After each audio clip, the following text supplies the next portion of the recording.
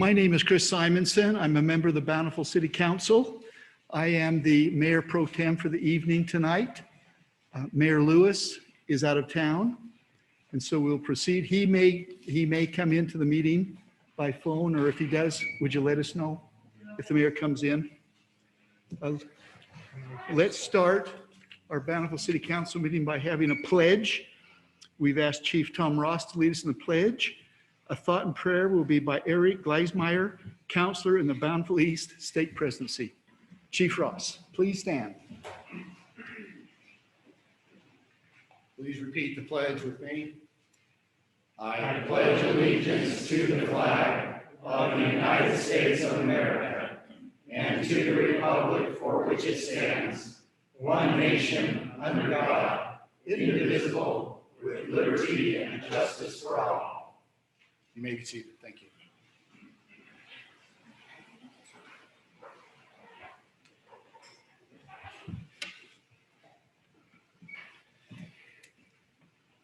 Our Father in heaven, we bow our heads before thee, indeed grateful for the blessing it is to live and be together here in Bountiful, Utah. We are so blessed to have wonderful neighbors and friends, to live in a community where the spirit of looking out for one another and our mutual best interests abounds. We thank thee for the goodness that lives and breathes in the hearts of our community members. And we are so grateful for the public servants that hold these important council meetings where issues are discussed that are important to the members of this community. And we ask thee to bless their families, their husband, wife, their loved ones, their children, those that they're away from while taking this important time to discuss matters of business for our community. And we ask a blessing upon those that are here, either for comment or for a scheduled appearance, that they may be able to communicate what is in their hearts, and that we all can mutually and with brotherly kindness understand each other's point of view and wish to and work to move forward in a way that blesses the lives of all. We ask a blessing upon the leaders of our nation, and that each of us in our community may seek after truth and righteousness and all those things that will help each member of our nation and community. We thank thee for all our blessings and say this in the name of Jesus Christ. Amen. Thank you, President Gleismeyer, for that wonderful prayer. Thank you. At the beginning of the City Council meeting, we have public comments.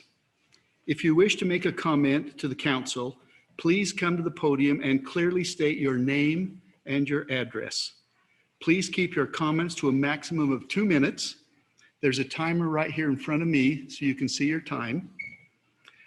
Public comment is limited to no more than 10 minutes at the beginning of City Council. So we've dedicated 10 minutes to comments. This time we would ask that you please not repeat something that has already been said. And the public comment time is an opportunity for the Bountiful City Council to listen and hear from our community. So let's open our comment time right now. Please come forward, state your name and your address. Councilmember Simonson, can I just make a comment too? Yes. There are a few public hearings on the agenda. If you are here for a public hearing, please don't speak at this time. You'll have that opportunity later. Give somebody else the opportunity to speak now. Thank you, Clint. Thank you, Mayor Pro Tem, ladies and gentlemen, you too, Councilman Higginson. I'm Todd Weiler, and I was asked to come to this meeting originally to listen to the Bountiful mascot debate, and I guess that's not on the agenda, but then I was asked by another resident to come to listen to the bullet discussion. But while I'm here, I just thought I'd spend 2 minutes giving you an update on the legislature. We had our 6th extraordinary special session last Thursday. We passed a number of bills. One that I think would be of interest to most people is we have explicitly prohibited ballot harvesting in the state of Utah. And you've heard some discussion about this, but this is where a campaign or maybe a political party goes door to door and asks people for their ballots and says that they'll help them fill them out and turn them in for them. So that is explicitly prohibited. I believe it was already illegal in Utah, but it wasn't as clear as maybe some people wanted it. We've completely revamped our budget. I've never seen this happen before, but every bill, almost every bill that passed during the general session last February with a fiscal note was defunded, and including several of my bills, and some of them will have a delayed implementation date. And then we took some of the savings that we scraped together, and we did spend about 20 million of that, not on a coal port, but just on various projects. And so if you have any questions, you're always welcome to text or call me at 801-599-9823. I appreciate the good work you do, and I know it's impossible to keep everyone happy. And thank you for doing the best you can during a pandemic. So thank you very much. Thank you, Senator Weiler. Appreciate those comments and update.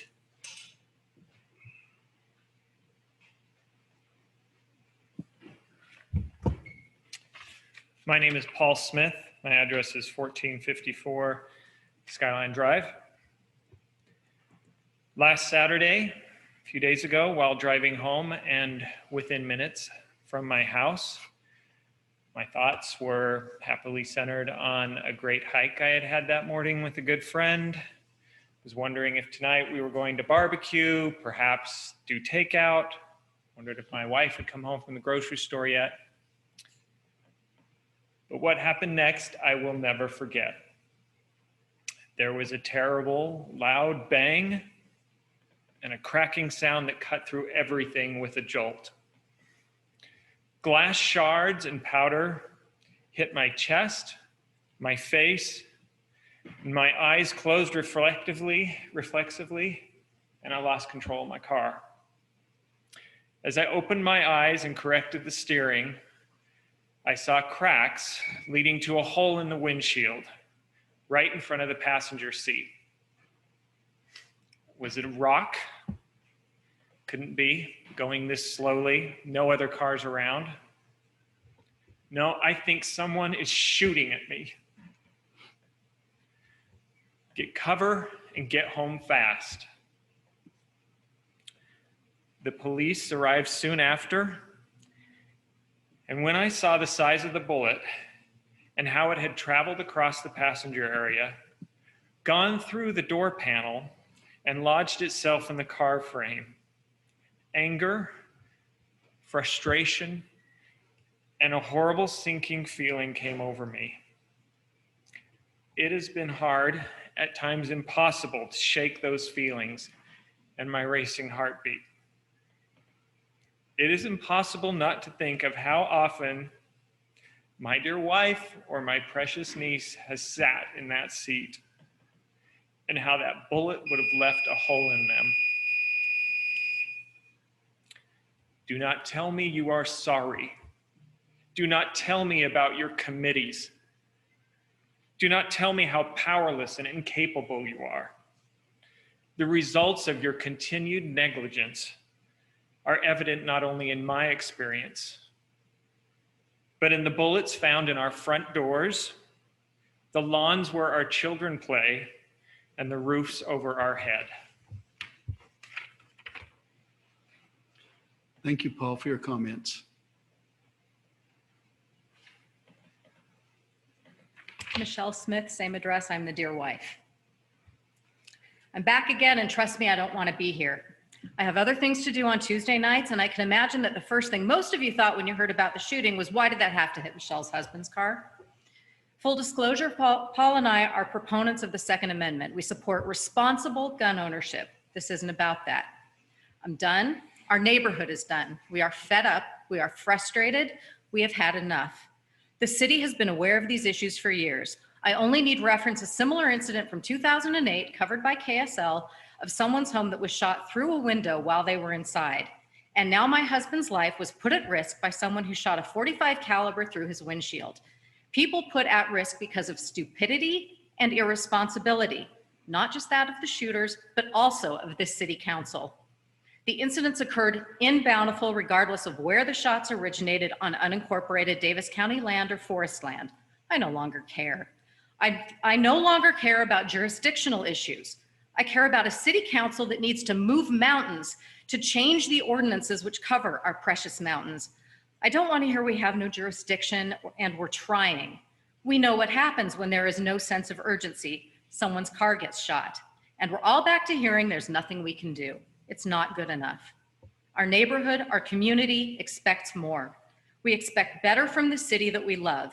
These incidents, the illegal fires, the illegal shooting, reflect poorly on the city. They tarnish a city with an otherwise stellar reputation. People should want to live here, not move from Ward Canyon because they feel unsafe, as some have done.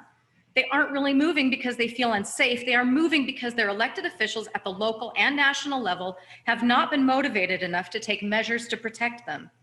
I am glad we have this public comment tonight, and I'm glad the city will hear us.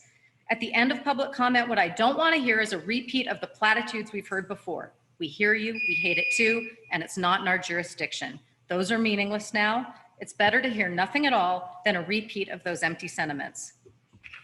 Thank you. Thank you for your comments.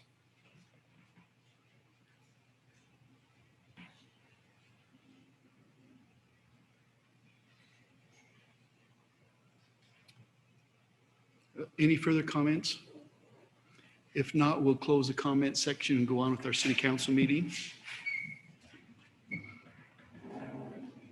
Item number 3 on our agenda, consider approval of minutes of previous meeting held on August 11th, 2020. Mr. Mayor Pro Tem, I move that we approve those minutes. Second. Any discussion? All in favor? Aye. Aye. That was unanimous. Council reports. Could we start with Kate? Nothing this evening, thank you. Kendallin? Nothing tonight, thank you. Millie? Nothing to report tonight, thank you. Richard? Mr. Mayor Pro Tem, if I could, we had a meeting this morning at the Power Commission in which we discussed at great length the carbon-free project that UAMPS has been pursuing. I think it would be appropriate if I give a quick update on that and where the Power Commission stands there. Gary, if you'll correct me if I blunder inaccurately portraying their feelings. At the end of the meeting today, it seemed that most of the Power Commissioners were ready to recommend to the council that we withdraw from the project. But because the off-ramp time period has been extended past our next meeting and past their next meeting, they thought it would be wise to give the folks at UAMPS who are trying to recruit new subscriptions to that project one more month to see if they could perform. As you know, at its height of subscriptions, that project was less than 1/3 subscribed. Because of the approach of the current off-ramp, there are cities now that are starting to pull their support and withdraw from the project. We found this morning, or I learned this morning, that those cities that remain participants in the project will have to bear an increased cost in order to maintain the project over the next 2-year period. And if enough cities withdraw, it could mean that those costs could skyrocket. Gary, anything yet? Would you be willing, Gary, to give us a quick thought on if there's any benefit to us withdrawing sooner in the flood of withdrawals or later? The only advantage, the key is withdrawing if we're going to, in a way that maximizes the benefit to the city financially. And if we wait, and if it turns out that everyone else withdraws too, or a supermajority requires 75%, then all costs are reimbursed back to the city from new core and new scale. And so there is some advantage to wait in the event that that happens, just as there might be an advantage, although slim. I think we all agreed that in the next month, we're somehow going to come up with enough new subscribers to, as they call it, de-risk the project financially for us. Does that answer your question? I think so. Okay. So other than that, there was not a lot discussed this morning. That's kind of the big next thing. And I thought I'd give you a preview as to what could be coming our way a month from now in our end of September meeting. Thank you, Richard. You bet. I have 3 comments I'd like to make. Bountiful City has what is called Concert in the Parks that takes place on Friday night. The last concert in the park will be this Friday, 4th North Park, 7 p.m. And it will be called and led by the Endless Summer Band, 50, 60 band. So most of us probably grew up in the 50s and 60s as I look out here. This is a wonderful opportunity to come join outside. We're taking extra precautions to make sure there are 6 feet between families. Everyone has been very responsible. It's worked very nice. This will be the last concert this Friday night, 7 p.m. I might add too that the Bountiful Rotary is doing a car drive-through Saturday morning, 9 o'clock through Bountiful. So if you hear cars going through town, come out and look at the different cars that are driving through Bountiful. Bountiful Rotary Coats for Kids was canceled this year because of COVID. And so a drive-through is going to be taking its place. One last item, the Bountiful Veterans Park yesterday poured the last of the cement for the Bountiful Veterans Park. On your way home tonight, drive by the Bountiful Veterans Park. The trees were planted today. The lights are going up. We're hoping by November the 11th to have the park finished as a tribute to the veterans in South Davis. Drive by and see it. It's a wonderful thing to see. Let's go on. Number 5, consider approval of expenditures greater than $1,000 paid August 3rd and 10th, 2020. I'd be happy to make a motion that we approve those expenditures as printed. Is there Second. any discussion? All in favor? Aye. Aye. That was unanimous. We're next going to consider the approval of the annual Tyler Technology Software Maintenance Contract for a total of $82,979. Mr. Allen West, would you please come forward?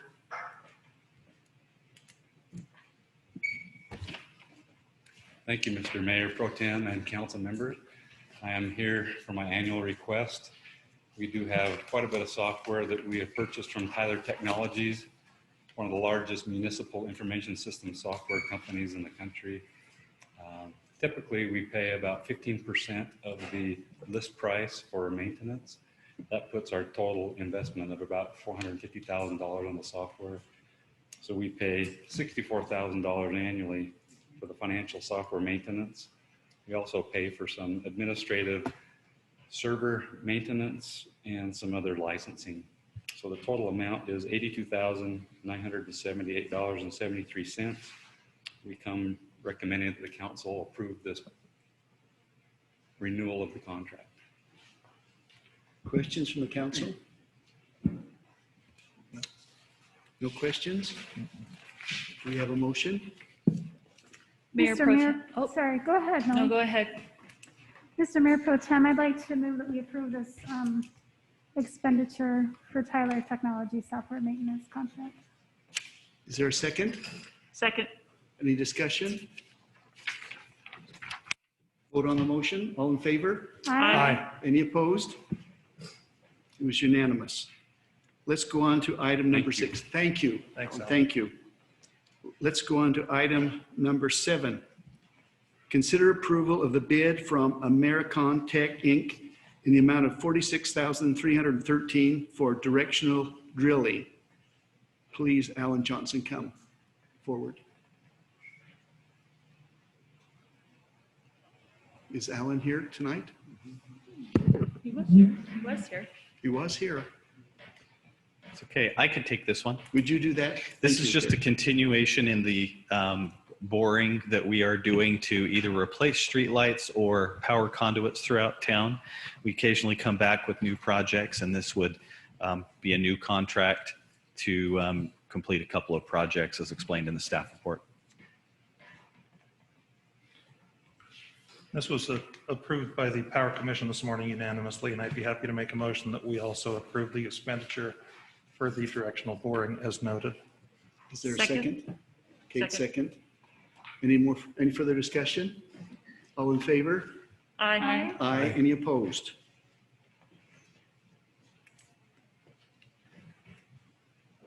Next, we'll go to number 8. Consider approval of ordinance 2020-08, amending the Bountiful City Land Use Code to allow indoor shooting ranges as a conditional use in the C and G subzone. Were we going to have Curtis Pod talk on that? Yes. Okay, thank you. All right, so this is a public hearing for a change in the text to allow indoor gun ranges in the CG zone. Currently, they're allowed in the CH zone. So if you look at our zoning map here, everything in this kind of a darker rose color is our CH subzone. Currently, all of this has as a conditional use indoor gun ranges. What the applicants are proposing is to change it into this, or to extend that conditional use into this subzone, the CG subzone, which predominantly goes along 5th South and 2nd West. Now, tonight we'll be discussing the Rite Aid building. This is the building that the applicants are proposing to purchase. However, I want it to be known that it's not just changing the zone or the zone or the code for that one building or for that one property. What you're looking at tonight is for the entire CG zone. Now, in our code, we currently don't have anything that addresses how we deal with indoor gun ranges. There's no direction for staff or for council or for commission to be able to, if somebody came right now into the CH zone and wanted to open an indoor gun range, there's really no direction for us to use it, to guide us. So we took this as an opportunity to sit down with the applicants, with staff, and with some of their industry professionals to write a section of code to help us and guide us in the indoor gun ranges. And that's what you'll see before you tonight.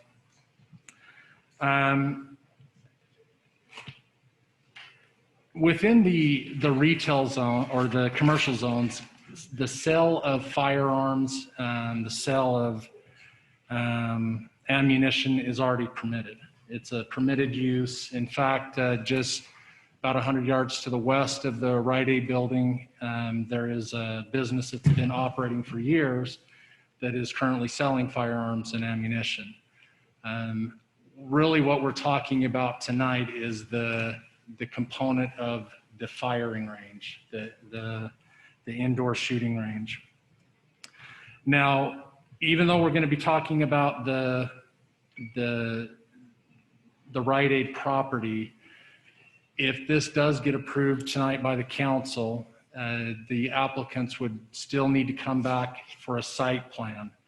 And the site plan would include things like the facade, the landscaping, parking, those types of standards within the code.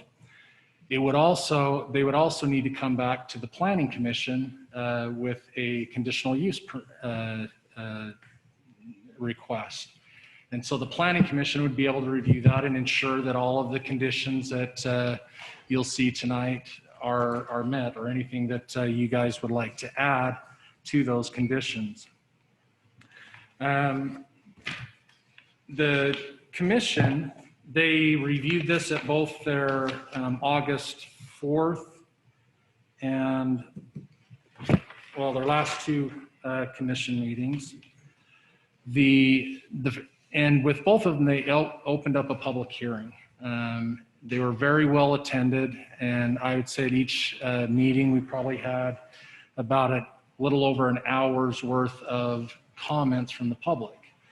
And I would say the majority of the comments were in favor of the the indoor gun range. There were obviously some negative comments that came out of that. After the first public hearing that we had with the commission voted to send this to council with a favorable recommendation. However, the voting was 3-1, and in the city code, it requires 4 yes votes. And so the commission revoted and decided to continue the item to the next meeting where they would have additional commissioners present. Like I said, they reopened that public hearing. The applicants were able to present again. In addition to that, the commission had asked staff to add one other condition of this would only apply to properties of 3 acres or more. And so they wanted us to review which properties this would affect. And in reality, there was only a handful of properties within both the CG zone and the CH zone that this would affect by adding that 3-acre condition or minimum to be able to apply for an indoor gun range. And after the commission heard the public hearing, they revoted and passed a favorable recommendation to you on a vote of 4-2. Now, what I wanted to show you tonight is the actual text changes that will be made. So the first is this change right here. So within the CG zone, currently you'll see that the indoor shooting range is not permitted. The applicants have requested to change that to a conditional use. As I stated before, it also gives us the opportunity to add language in the code regarding how we would deal with somebody if they came forward with a request for an indoor gun range. And so I won't read all of this section to you. The first is really a definition of what an indoor gun range is. The second goes into where they can be located. So again, we're only talking about the CH and the CG subzones. They're not allowed anywhere else in the city. We have had comments regarding the Bountiful Lions Club. This falls outside of city boundaries. So it kind of falls outside of the jurisdiction of the city. As I stated, the commission wanted to see the minimum 3 acres that would apply to anyone interested in operating a gun range. The rest of these are really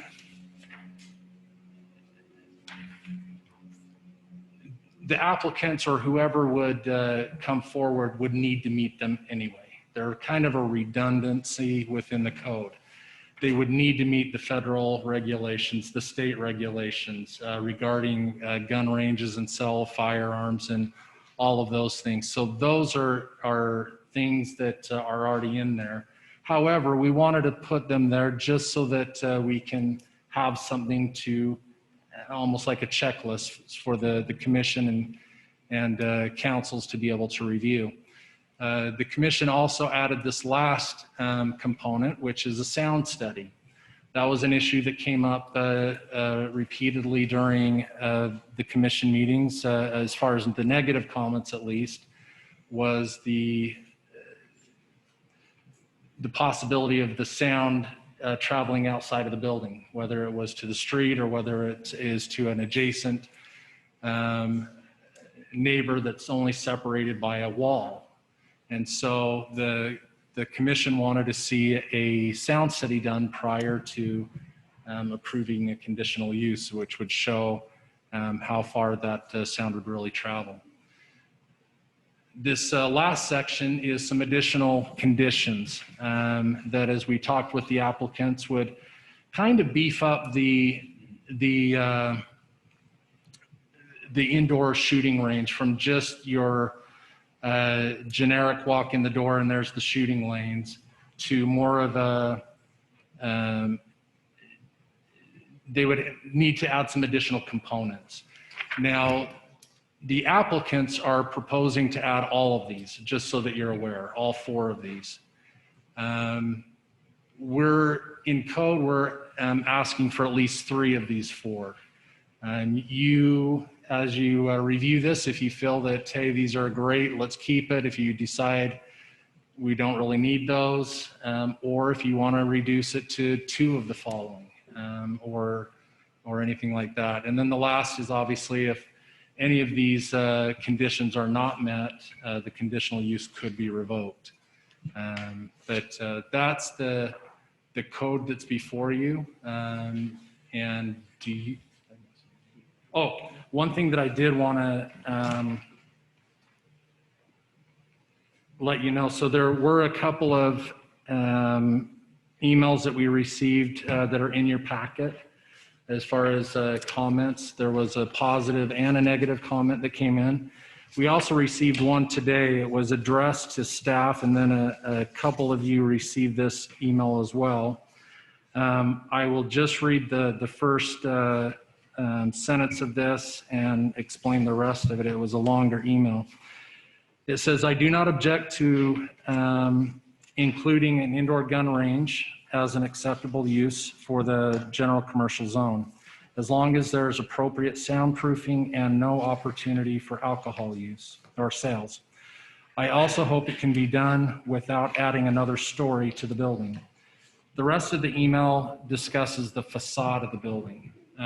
They did not, in your packet, you saw some of the examples that the applicants are proposing. Those aren't the exact things that they want. They're just kind of a, hey, this is something that could work. The writer of the email did not like the Alamo facade and commented on that. But again, any of the facade would come back to you in a site plan. So you'd have another shot to, especially if when we're considering this Rite Aid building, you would have another shot to see that. And just to reiterate what Curtis is indicating, the email came in late in the afternoon, so we didn't get an opportunity to forward it to the applicants or obviously put it in the staff report. But we did have an opportunity to contact that person that submitted the public comment, and we explained the process that they would get an opportunity to discuss the design of the building, conditional use permit, and architectural and site plan review. Any further staff report? No. Let's open this discussion for the council. Council and council members have questions for the staff. I have a question. Billy? For the sound test, and correct me if I'm looking at this wrong, it was conducted in 2002? Or you're looking at the sound test within the report? On page 59. Yeah, these aren't for this site specifically, and I'll have the applicants address that. So these were some of the tests that they've done. One of the contractor that's going to build this for the applicants, if it's approved, he's built these throughout the country, and these are some of the tests that he's done on those properties. Thank you. As a comparison. I appreciate that. I have a question along similar lines, but more specific to the ordinance. In the subpart B, in the conditions that are listed, number 3 is that the materials and construction shall be designed and certified to capture all fire rounds.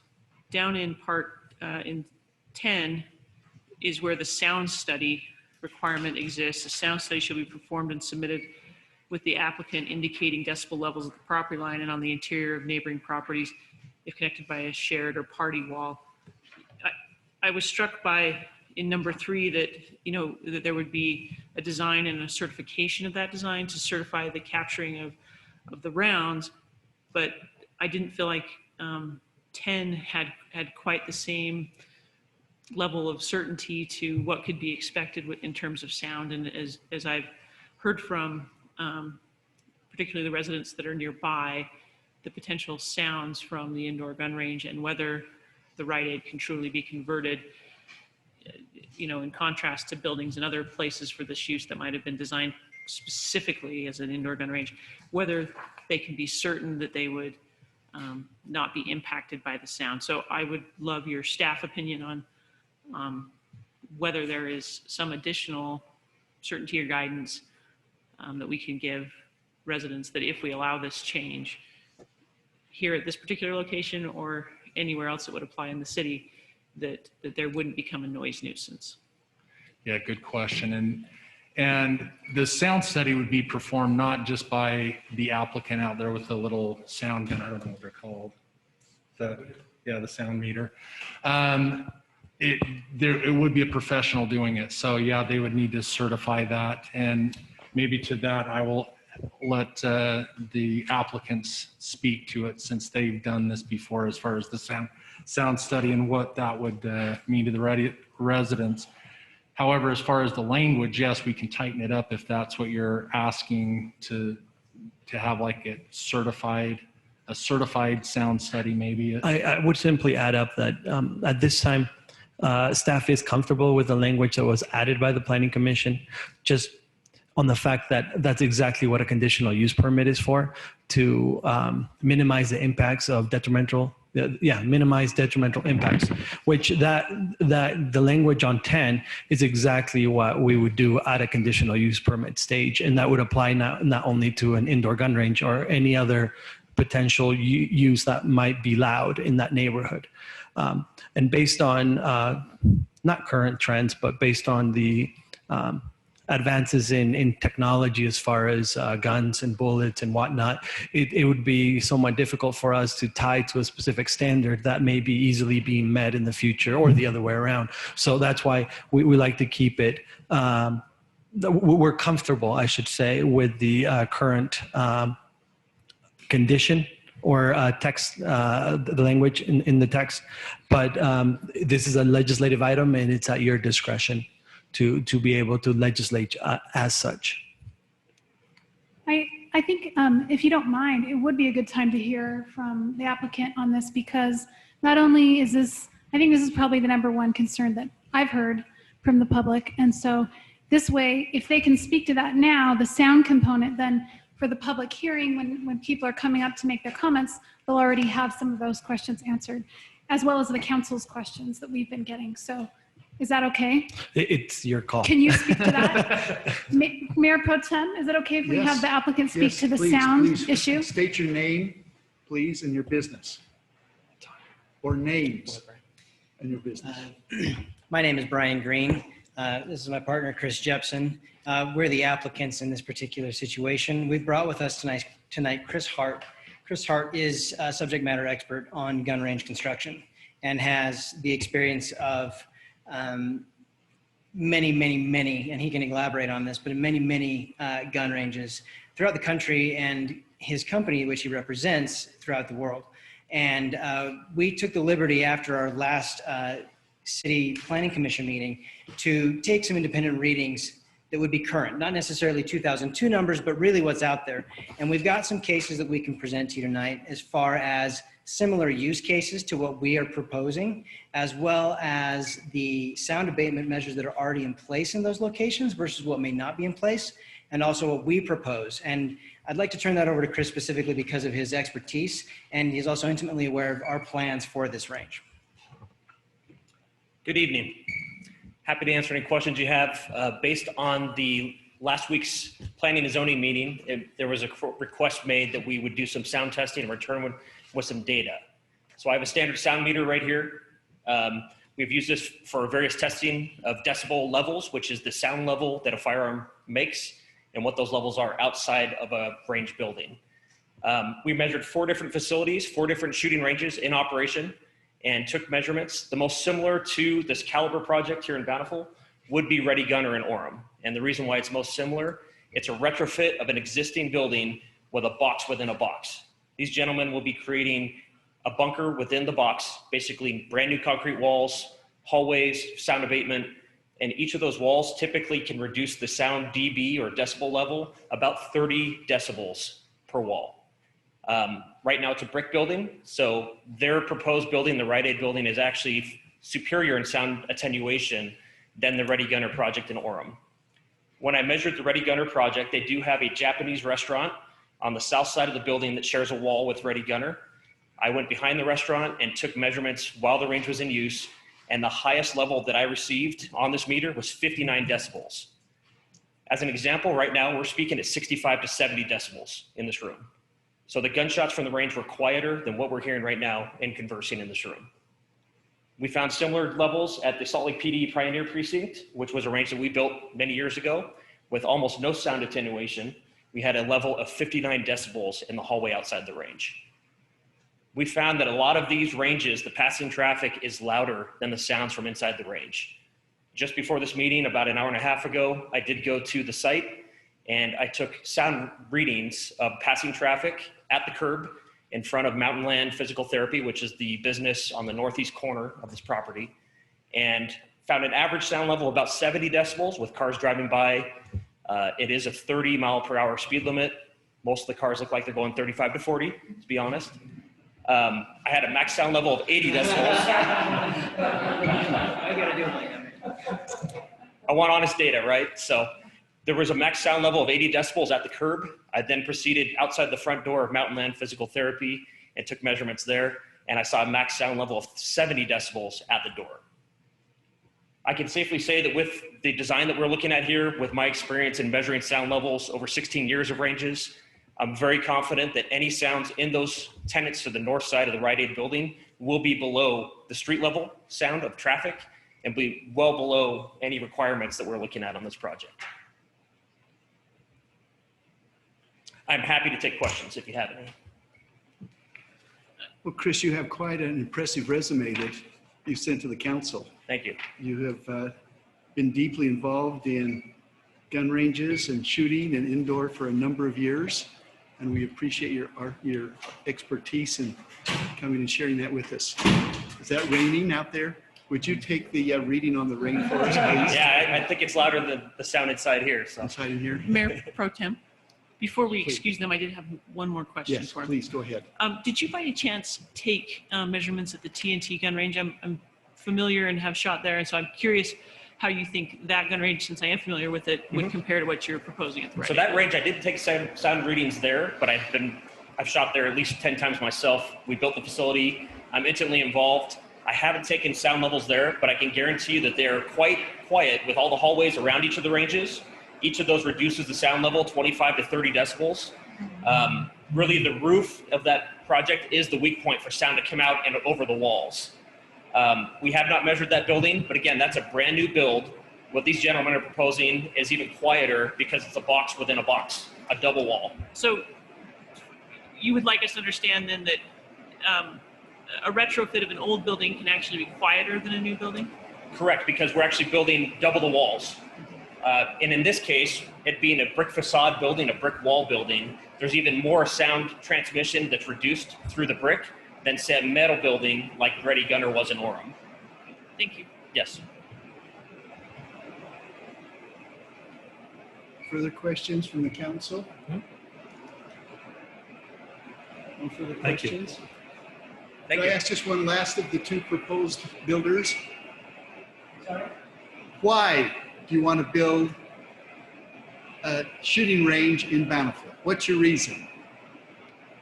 So for reference, the question is why we would want to build a gun. Why do you want to build it in Bountiful? Yeah.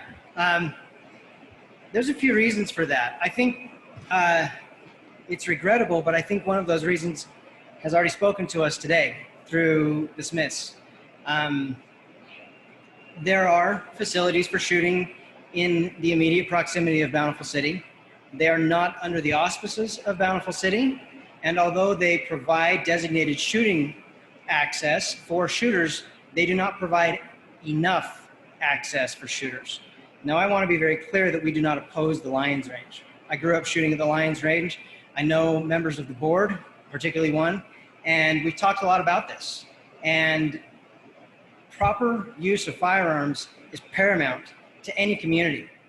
And in Bountiful, there's an opportunity because A, there's a facility available. Now it's becoming quickly unavailable. And so our goal as a business is to pursue that building and make that a reality. That's up to us. But there's also an opportunity here in Bountiful to participate in a conversation that's already happening around you and involving you. People come to Bountiful to shoot from all over already. They come from all over to shoot, but instead they shoot in the hills above Bountiful. And regrettably, the inevitable consequence of that is that by sheer statistics, you increase the risk of accident. And we are gun owners, of course, obviously, it would seem to stand to reason, but also we are concerned members of our community. Bountiful is a wonderful place to live. It's a wonderful place to have a business, I believe. Although there are some people who may disagree. We have experienced a lot of communication and cooperation with Bountiful City, but there's an opportunity because there's a need in a market, but there's also a need in our community. And when we can align those two things, everybody gets to benefit. So that's, I think, I mean, obviously other reasons we could ask, well, we're passionate about it. We believe there's a market opportunity here. We believe there's a chance to bring tax revenue to Bountiful by bringing a business that attracts outside money into Bountiful, as opposed to people from my generation taking the money we earn in our 9-to-5 jobs and spending it outside the borders of the city. I don't have to drive 5 minutes to find dining, entertainment, food, shopping in our immediate vicinity, and Bountiful gets to take advantage of none of it. And we've lost some of that actually through the loss of Smith's across the street. You know, there's an opportunity here. Now, there may be people who may be opposed to this idea, and they are entitled to that opinion, and we encourage them to voice their opinions. I'm sure they will. But we're looking at an opportunity also to change culture. Not just for the gun community, which is a portion of Bountiful, but also change culture for a society that has begun to dig trenches so deep we cannot overcome them. And that may seem odd at a presentation for a gun range, but I believe that if we can be a drop in the bucket of change that brings people to the table to talk, to communicate, to work together, to collaborate, instead of dig trenches and fire upon each other, lack of a better pun, I'm all for it, and I would love to be part of that movement. I'm a member of this community. I'd like to give my partner Chris a chance to talk because he's a member of this community and he sees this maybe similar to how I do, but he has his own words.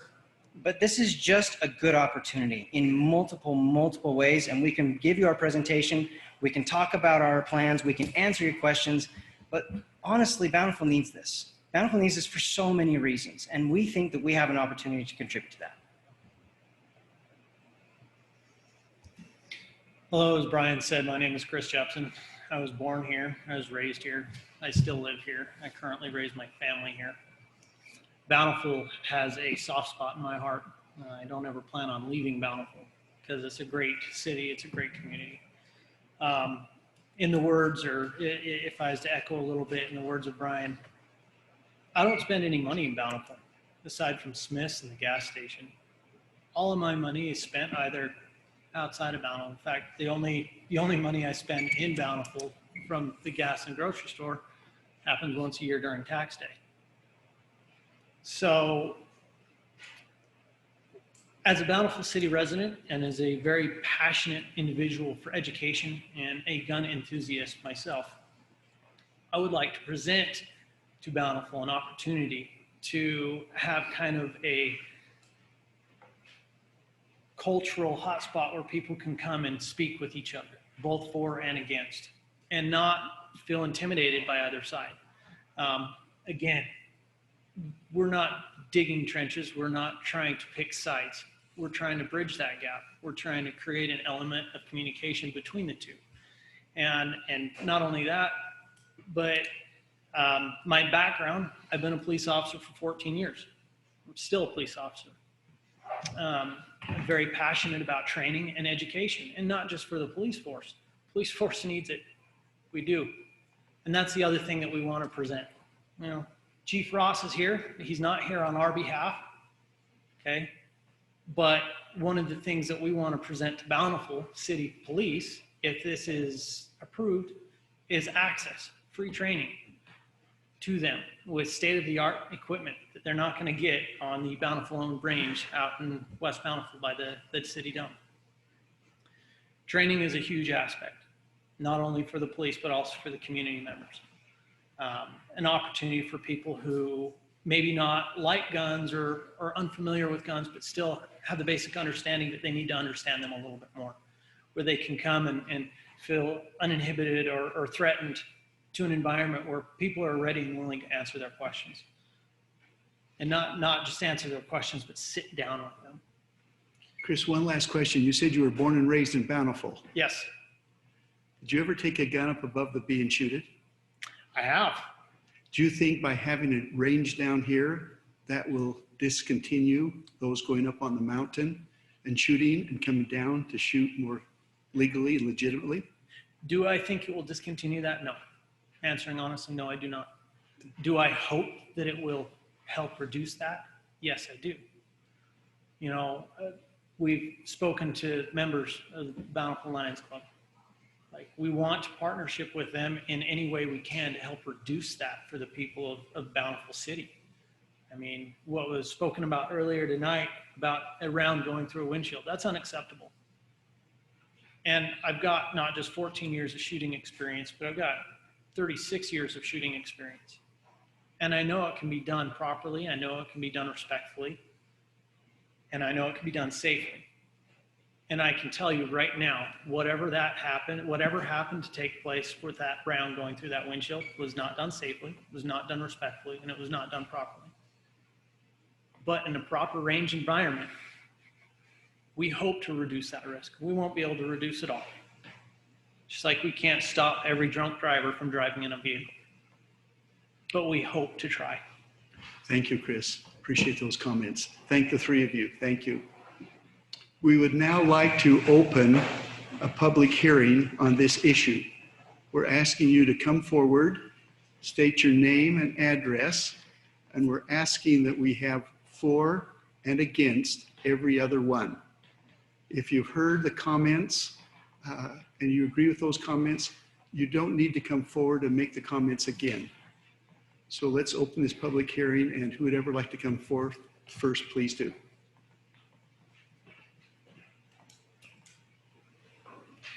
Hi, James Fields.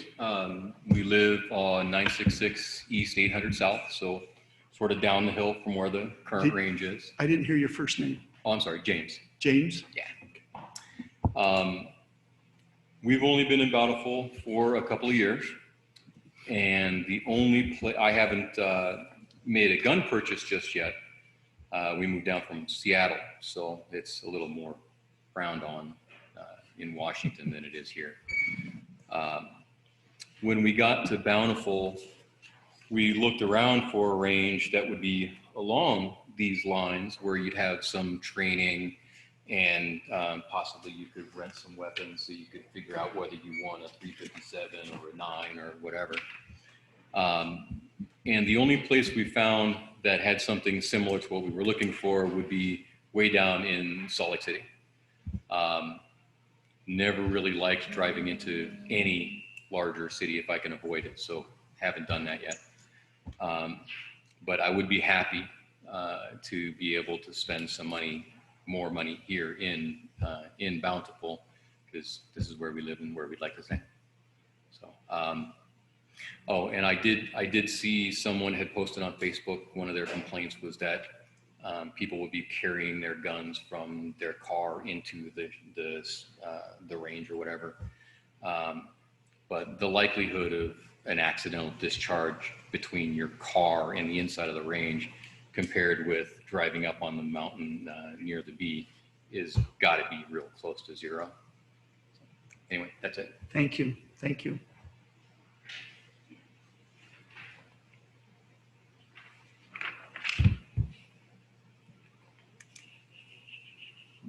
Good evening. My name's Walt Gosser. I've been a Bountiful resident for 45 years, and my address is 2299 Woodhull Way in Bountiful. I'm here for several reasons tonight. I'm speaking in opposition of this proposal, mainly for the location of the proposal. I think that in certain areas where it's heavy residential and certain types of commercial development, gun range is not appropriate. And the key location that they're talking about happens to be where I am the next door neighbor and the one that has the party wall. So my office has been there for 37 years. And I thought it was interesting as we heard the rain fall. I don't know what decibel level that was, but I can tell you how disruptive it was to the meeting when it happened. You think of the citizens that live in this quiet neighborhood in the evening, and they're walking around after the rush hour traffic is over, and that's what they're comparing the decibel level to is the noise from the street of a car.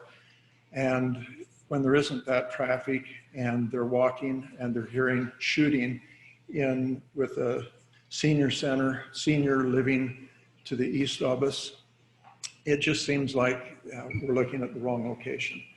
I have a comment for the, my business is commercial real estate, and I've been doing that for 45 years. And I haven't yet seen a gun range in any commercial neighborhood shopping area that I'm familiar with. I know they pointed out that it is in permitted uses in Salt Lake in some areas, but again, I haven't taken the time to find out those areas, find out how many neighbors are close by that might hear, even though it's a softer decibel level, how disruptive that might be for evening walks, sitting out on your porch and enjoying the sunset after the traffic is over. It seems to me that it's a disadvantage for the developer to have the commission limit the size of the property to 3 acres. It seems to me that what they should be looking at as a conditional use is the amount of parking that a gun range requires. There may be this Rite Aid building that they're talking about that I developed as an Albertsons 37 years ago for the Albertsons company, and Albertsons sold it later to Rite Aid, is what they're concentrating on right now, and that's 3.3 acres. If that isn't available, or if that doesn't work out for them, and they're, I think they've done a reasonably good job on their homework and trying to encourage the commission and all of you for a positive approval for them. With experts in the area they're talking, I still think that it could be, they could find a 2.9 acre site that might be advantageous, or a 2.7 acre site. And I just think it limits them if you approve this on the basis of 3 acres or more. I think it should stand on its own wherever they are. Maybe some will be smaller if this isn't successful and someone else comes and does something differently. But the main reason I'm standing, besides owning the building and worried about the noise as I office there and I work late at night sometimes, is it's the wrong place. Bountiful is really out of commercial property, as you know. 37 years ago when the Albertsons opened, for 6 years that they were in business, that was the top grocery location with generated the most sales of any place in Bountiful at the time. Excuse me, and that changed when Albertsons decided to move down to 7th or 2nd West and 5th South to block Smith's from taking the building that the Palmers had. And so Albertsons moved out, the building was vacant for a while, and then Rite Aid has been there for a long period of time, and now it's been vacant for 3 years or so. In commercial real estate, sometimes it's difficult to find tenants for these big box stores. I've got several buildings that are vacant now, one in Mitchell, South Dakota. That building's been vacant for 5 years. I'm still working on it. I finally attracted a small a small store that took the old Kmart building at 50,000, and this new building is 90,000, and they're going to come across the street now and move into this building. But it's been available, but yet it's been very difficult to find tenants to come in, and that's what the Rite Aid has experienced. But we have been, for the last 6 or 7 months, in the COVID problem. There's been ups and downs in the economy. There's been a lot of new commercial down on 5th West, but this location on Main Street and 5th South is the primary retail location for the eastern neighborhoods. It stops all the traffic as it comes down Fifth and pulls in there. So I just suggest that you really take heart and think about it. If you want to give the best location in the city for further commercial that generates much more sales tax for city revenue, as well as property tax, the gun range location, rather than encourage that by how you allow this zoning to take place more in a different area that would permit the gun range rather than in this area. And that's all I think I need to say this evening. I'd be happy to answer any questions if you have any. Thank you for your comments. You're welcome. Thank you.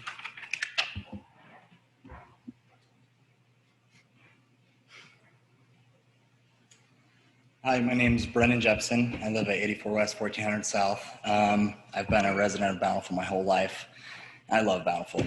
Just like my brother, I don't think I'm ever going to go anywhere. Anyways, I'll keep this short, sweet, and right to the point. I am highly, highly in favor of the gun range. As you guys heard this morning, or not this morning, earlier, there's been problems up on the B, but I'll keep this short, sweet, right to the point. Not only is this range great for education and safety, the social aspect is going to be quite enticing. They plan to offer a place to gather for food, entertainment, and even childcare. This is an opportunity to attract all types of families and individuals to learn, experience, practice a shared interest. With offering childcare, it gives an individual a chance to become familiar with and practicing with their personal safety, all while knowing their children are safe. The location is superior to any other when it comes to any social aspect. It's right in the heart of the city. That's great. I mean, especially for people my age. As you see, lots of us are starting to buy houses in Bountiful. And as you can see, I have a screen in front of my face. With that, what that leads us to is lots of us look everything up on our phones or while we're passing through and driving by, especially when we're going to work. We like to associate the places that we see, especially in the heart of the city. Having individuals see this range on a daily basis encourages something very important to our community. It encourages people to seek out gun safety and education because it is in the palm of their hands. I think Rite Aid's a great location, and I think the whole reason another reason as to why this is great is because it is going to be bringing outside revenue into our city, and that building has been vacant for 3.5 years. And I don't know what the plan is for that building, but I believe that we could be making profit on it a lot sooner rather than later. Anyways, thank you for your time. Thank you.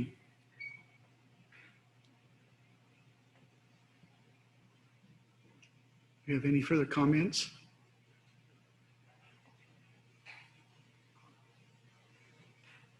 I am not speaking in opposition, so should I wait? Okay. If there's no one else speaking in opposition, no one, go ahead. Perfect. I'm Tiana Rogers. I've born and raised here in Bountiful, and I'd like to pose a quick question to you all. What can get done in 10 minutes? Just think on that. What can you get done in 10 minutes? Many of us, after receiving a phone call, can quickly turbo clean our homes in 10 minutes, right? Relief society visits, quickly get that stuff done. 10 minutes. Within those same 10 minutes, I know of some toddlers that can then destroy said home. So we can do a high intense workout in 10 minutes and be exhausted afterwards. Muscle fatigue, all of that, 10 minutes. If you really think on this, the list goes on, but for time purposes, I'll just stop there. So what could happen within the 10-minute response, 911 response time that someone breaks into your home? Did you know that the average 911 response time is 10 minutes? You can Google it. That's an average. It's 10 minutes. If unprepared, this could lead to complete devastation for us and our families. Being a woman and mother of 3 small children, I have a right and duty to protect my family. What this shooting range would do for us is allow the training and knowledge to have a right to bear arms. To know how to handle a tool that could save yours and your family's lives, and to be able to have the training and knowledge readily available at a facility that is easily accessible and close to your home in the heart of the city. Now, I know you're probably thinking, oh, that won't happen to me, right? It's the invincible mentality that can't happen to me. But why not? What would set us apart from those who it does happen to? What would make us so special? In our ever-growing communities, unfortunately, the crime rate has gone up. One of my friends in our small town experienced a break-in and was nearly beaten to death with her children watching. But we have that invincible mentality, and we continue to think that this cannot happen to us when nothing separates us from my friend. This gun range is more than what it seems. I'm obviously very passionate about it. It's here to encourage safe gun handling, to allow men and women to come without judgment and be able to gain the knowledge to handle a gun and empower them with their own safety. If someone were to break into my home, I wouldn't need the 10-minute response time. Thankfully, I have the knowledge on how to safely carry and store a gun to protect my own. Do you? This is what this range is about. It's about empowerment of good civilians to have the resources, know-how, and ability to protect their families, to be able to have a unique place where you can obtain proper education, train, ask questions, practice, and better improve your skill, all while enjoying your loved ones and having food like readily available to you, is unprecedented and incredibly is being offered to the Bountiful community. Thank you. Thank you. Any further comments? Please come forward.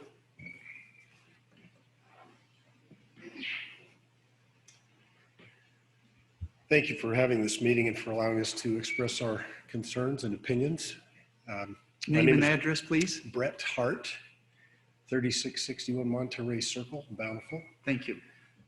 I'm also a member of the Lions Club, so I'm not here for the opposition, but I've been stated as maybe being in opposition, so I want to clear the record from a publication that went out on social media.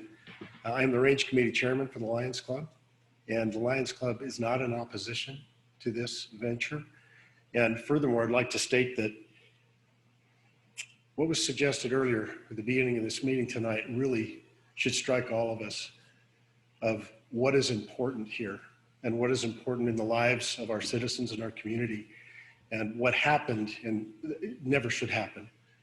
And it's terrifying to even think about. So from a safety perspective and from an educational perspective, the Lions position is that we encourage safety, education, knowledge, and we welcome any opportunity to prevent what's been going on up above and what's going on the mountaintop. So that is our position. I just want to clear the air on that. Thank you. Thank you.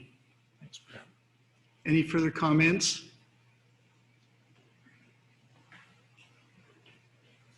Hi, my name is McCall Harness. I live at 84 West, 1400 South. I just wanted to say that I am in support of this range for many reasons, from my personal safety, education, convenience, to entertainment. But an important thing that comes to my mind with this range is the environmental benefit of the range. The range has potential to be an all-green facility, as many high-ranked ranges are, meaning that all ammo, lead, brass is fully recycled. Everything is recycled in this facility. Even the air filtered through the facility is filtered out, and it goes out way cleaner than it went in there. I have hopes that this facility will attract people and encourage them to not do their shooting in the non-dedicated areas, like up by the B. As many of you know, there's large amounts of ammo and litter, as simple as just people's garbage and waste left all over those trails, mainly from shooters. Not to mention the risk of fires that we have when people are shooting in those non-dedicated areas. So just on an environmental stance, I encourage you to just look at this and recognize the benefits of how much better of an alternative this range would be than for people to go shoot in the mountains. Thank you. Thank you. Any further comments? Please. My name is Sherry Green. I live at 1651 Bucrest Drive here in Bountiful. I fully agree with those positive comments that have been made. They were stated very well. And I think last time we were in the Planning Commission meeting, there was a question that was raised. It says, what is the face of Bountiful? What is the face of Bountiful? To me, it's family and community. This is a unique proposal, business proposal, that will keep families and community members here for their entertainment purchases and practice, instead of having to travel to cities for these things. Let's bring a business to entice people from other communities to come here to Bountiful to spend their money. Let's help diversify the face of Bountiful from just building homes to bringing in business that is family-oriented, important, and unique. This proposal location, the Rite Aid building, is a perfect spot to establish this business. The building is large enough to fit their business needs. It's centrally located for the residents of Bountiful. It's easy access off the freeway for neighboring people to come and enjoy the facility. Another economic benefit would include visitors frequenting the other establishments. When they come to visit here, they may go to other businesses that are close by. With the proposed renovations made both on the inside and the outside of the building, it will enhance and beautify the area to what has been quite an eyesore for a long time, for many years. There's plenty of parking for all the businesses in the block.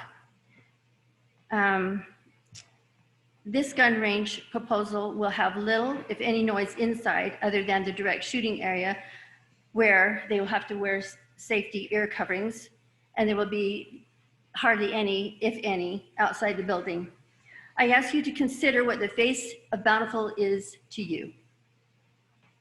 Is it families and community members being trained in safety, having an indoor year-round facility for enjoyment, spending money bringing more revenue to Bountiful, or is it leaving people needing to travel to other cities for their purchases and their entertainment?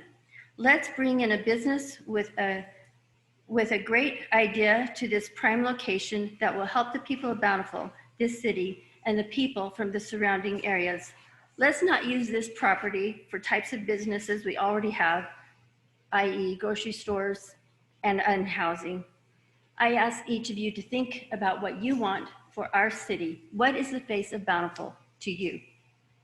Please vote for and approve this change and facilitate this fantastic business opportunity. Thank you. Thank you. Do we have any further comments?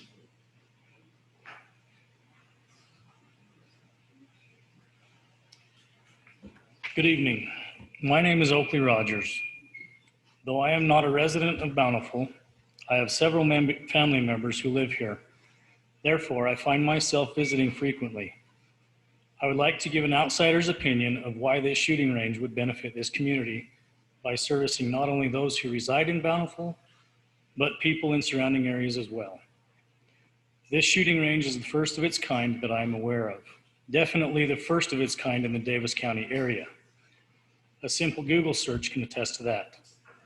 Because of this, it's imperative that it be in an accessible location. The subject building will provide that. Coming from Tooele County, I can attest to the fact that many individuals will be traveling to this location to use this facility. In turn, bringing further business and revenue to Bountiful City. Think for just a moment a few other establishments that are extremely popular that have similar business formats and obvious differences. Top Golf, essentially a driving range that touts no pressure to have a good golf swing. Just come have some fun. You don't even need to like golf to have fun. This range is similar to Top Golf in the fact that you don't need to be a gun enthusiast to come and have a good time. And the obvious difference is instead of hitting golf balls downrange, you will be throwing lead. It is later recycled, I might add. Axe throwing. Who knew that something as simple as hurling a medieval weapon or lumberjack tool downrange would be such a hit? Yet patrons flock there constantly, often being turned away due to capacity restrictions. In comparison, people who don't even know how to do the activity can go there, learn how to do it, and have fun. Another pro to this establishment, IKEA, the everything store. It doesn't matter what style you're interested in, they've got it. This gun range will house a complete retail section that would cover the first-time gun buyer, the hunter, the competitive shooter, and even those who have no desire to own a gun, but would want to go shoot on occasion and have a good time. Though all of these establishments are certainly a benefit to their own communities, none of them are in Bountiful, nor are they asking to be. You have a state-of-the-art shooting range that is wanting to occupy an existing building to educate residents and non-residents alike the laws associated with firearms and how to use said firearms in an environment that mirrors that of some of the most successful establishments around. Bountiful has the incredible opportunity to house this establishment and reap the benefits of having revenue generated throughout the community from residents and non-residents alike. Thank you. Thank you. Is there anyone that would like to speak in opposition? Opposition, please come forward.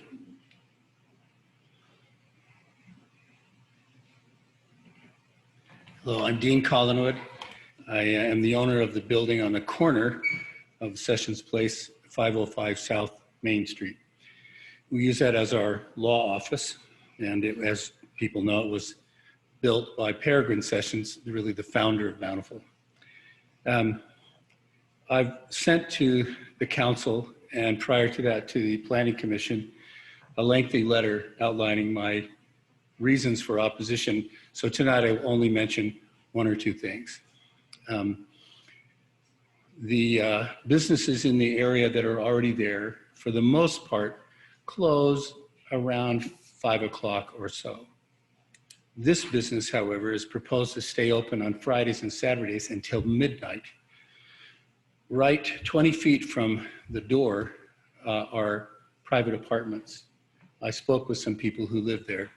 It happens that one of those windows is a bedroom window. So at midnight, maybe the staff leaving the shooting range, closing down the building, say at 12:30 a.m. in the morning, there could be, and I believe will be, a lot of noise from cars and trucks opening and closing their doors as people leave. All the other businesses are, the residents there can generally expect things to quiet down on the weekends because they are, for the most part, professional offices. There's dentists and other medical professionals, audiologists. Soon there's going to be a dermatology office just a store or so away. There's our law office, there's another law office, there's the public library, of course the city hall, there's an architect's office, and then in the building that Mr. Gossner owns, there's a huge suite of business offices on the top floor that's above, Little Caesars and so forth. All of those places, for the most part, close down at normal end of business days, but not this proposed one. So I think the council ought to be very concerned about that. The next related point is that the zone there is, it's not an entertainment district. It's not a place where you have bowling alleys and ice skating rinks and so forth, and bars and nightclubs and that sort of thing. It's pretty much a professional business area. Now, yes, there are some retails, but some of those retails themselves, if you will, are rather on the edge of profession, that is to say, eye doctors and, as I mentioned, audiologists. So there's a reason that this particular restriction on shooting ranges was put in to the zoning plan. And that reason has been followed. People have followed it, and the kind of businesses that would fit into that have gone there. I know I myself would not have purchased the current building that I own if there had been a shooting range as my neighbor. I wouldn't have done that. Partly because some of the people who come to us for legal services are there precisely because their lives had been altered because of gun violence, and that's offensive to them. So we have, there are different views in the world about the value of guns, but tonight the issue is where the range should be. This is not a Second Amendment question tonight. It's just, is that the right place for a shooting range? And my opinion is that it is not. And so I urge the council to reject this proposed language change. Thank you very much. Thank you. Ma'am, would you like to make a comment? Oh, yeah. My name's Kylene Hilton, and I live at 395 West through 25 South.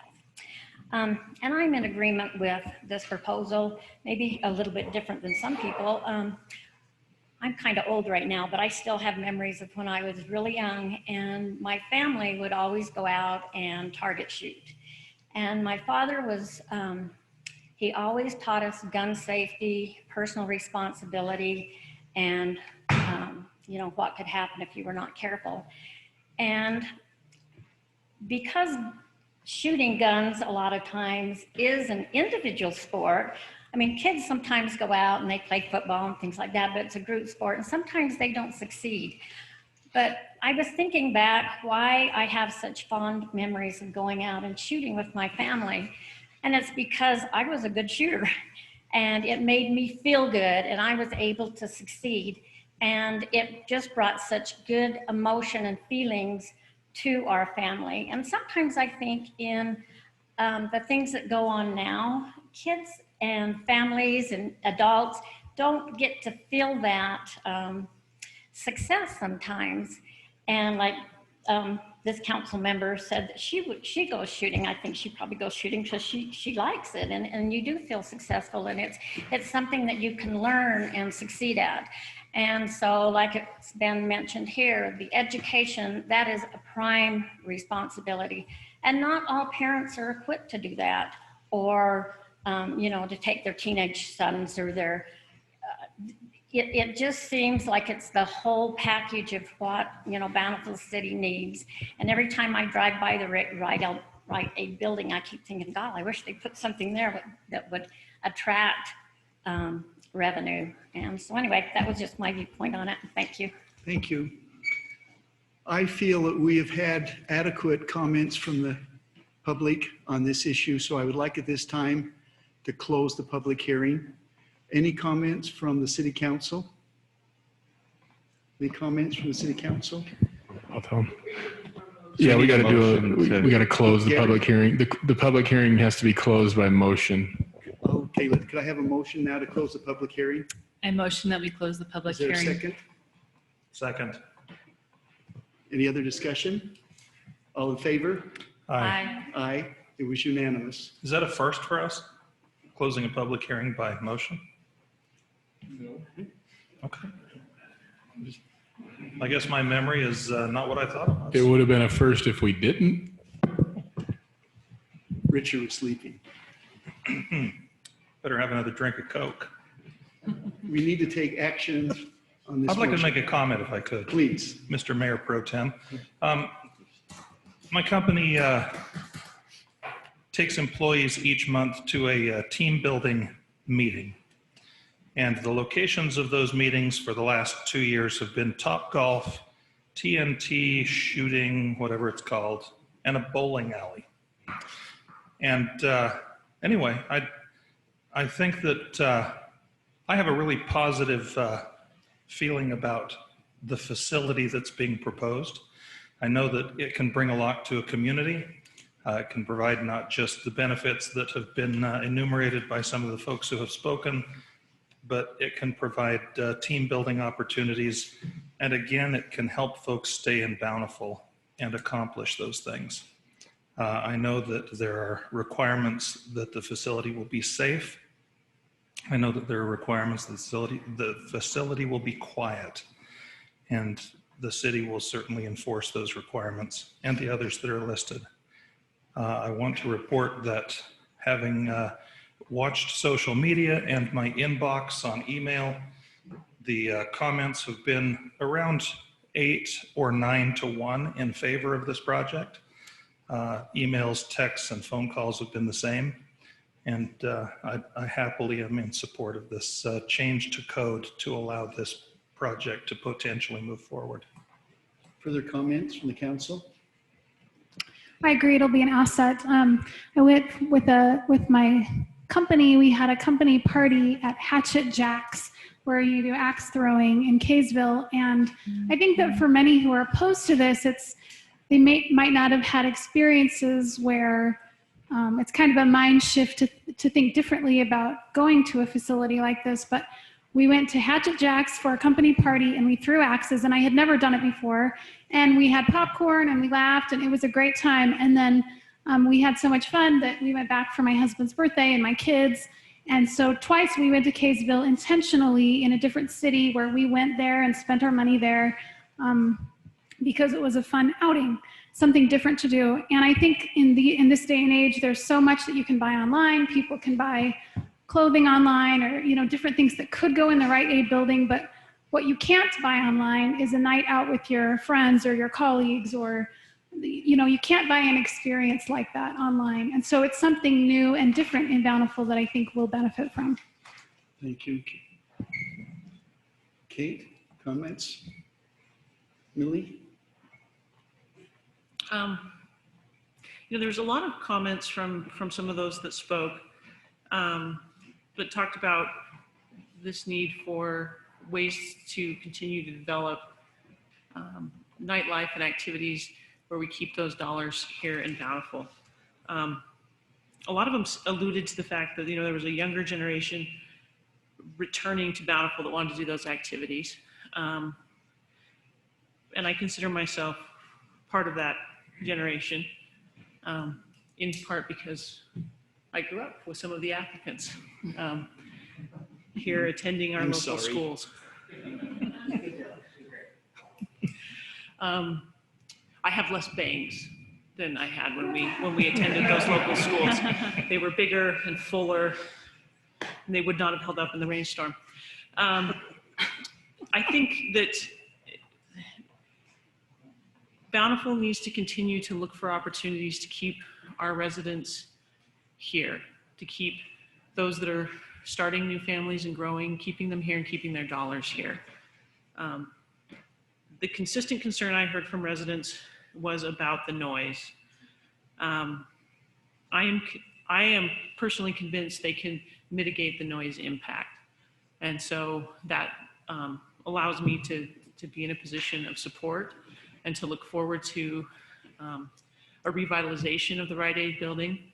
I have, in private efforts, looked for opportunities to find retailers to go into that space using my connections, and have been unsuccessful in finding some other retailer that would take over that space. And so to see a different use that helps with the vibrancy I would like to see on our main street, I think is a positive for our city. Thank you, Kate. Any further comment, Millie? I echo my colleagues. I have 4 brothers. 2 of them have concealed carry permits. And I always say that if I was ever in a movie theater and things went wrong, I would want to be sitting between my 2 brothers, because they have been trained in proper gun safety, and because they know they are wise in their judgment and they understand the good that can come from having that knowledge. And so I also, many of the emails and phone calls that I received were in regard to the sound.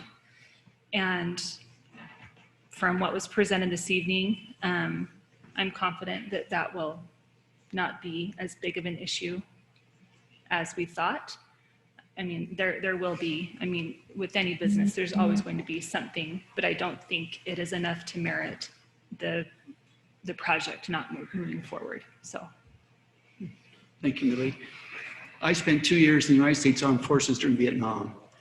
That's where I learned how to properly use and handle a firearm. I've taught my children. My wife was born and raised in Level, Wyoming, and she can outshoot me. I think this is a great opportunity to come to our city. It gives an opportunity, as mentioned by the council members, to keep business here, something locally that we can do and feel good about. And I'd like to now move forward and see if someone would like to make a motion. Mr. Mayor Pro Tem, with a comment towards learning a lesson quicker than we've learned in the past. I think Kate's efforts and other efforts by the city in trying to land a tenant for that building have given us an opportunity to see that prospects may not be as bright for that location as they would have been. I want to think that we can learn lessons faster than we had learned at 5 Points, and maybe be a little bit more nimble and flexible as the market changes. And in light of that, I'd like to make a motion that we adopt Ordinance 2020-08, changing the text of the land use ordinance to allow the general commercial zone to accommodate shooting ranges, indoor shooting ranges. Second. Further discussion? All in favor? Aye. Mayor Pro Tem, can we do a roll call vote on this one? We'll do a roll I'll go ahead call and call vote, it yes. out. Councilmember Harris, Aye. Councilmember Bradshaw, Aye. Councilmember Higginson, Aye. Councilmember Barr, Aye. Mayor Pro Tem, and Councilmember Simonson. Aye. Thank you. Yep. Thank you. Let's move on. Number 9, consideration of reapproval. Tyson, would you come forward and lead us in this?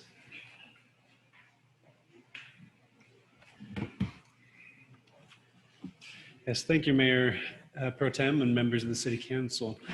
Tonight may seem a little bit like deja vu to you because the next 3 agenda items you have all seen and approved already. And so I'll do a brief presentation to address the heart of these issues, and feel free to stop me at any point in time so that we make sure we cover all of your questions and get everything understood.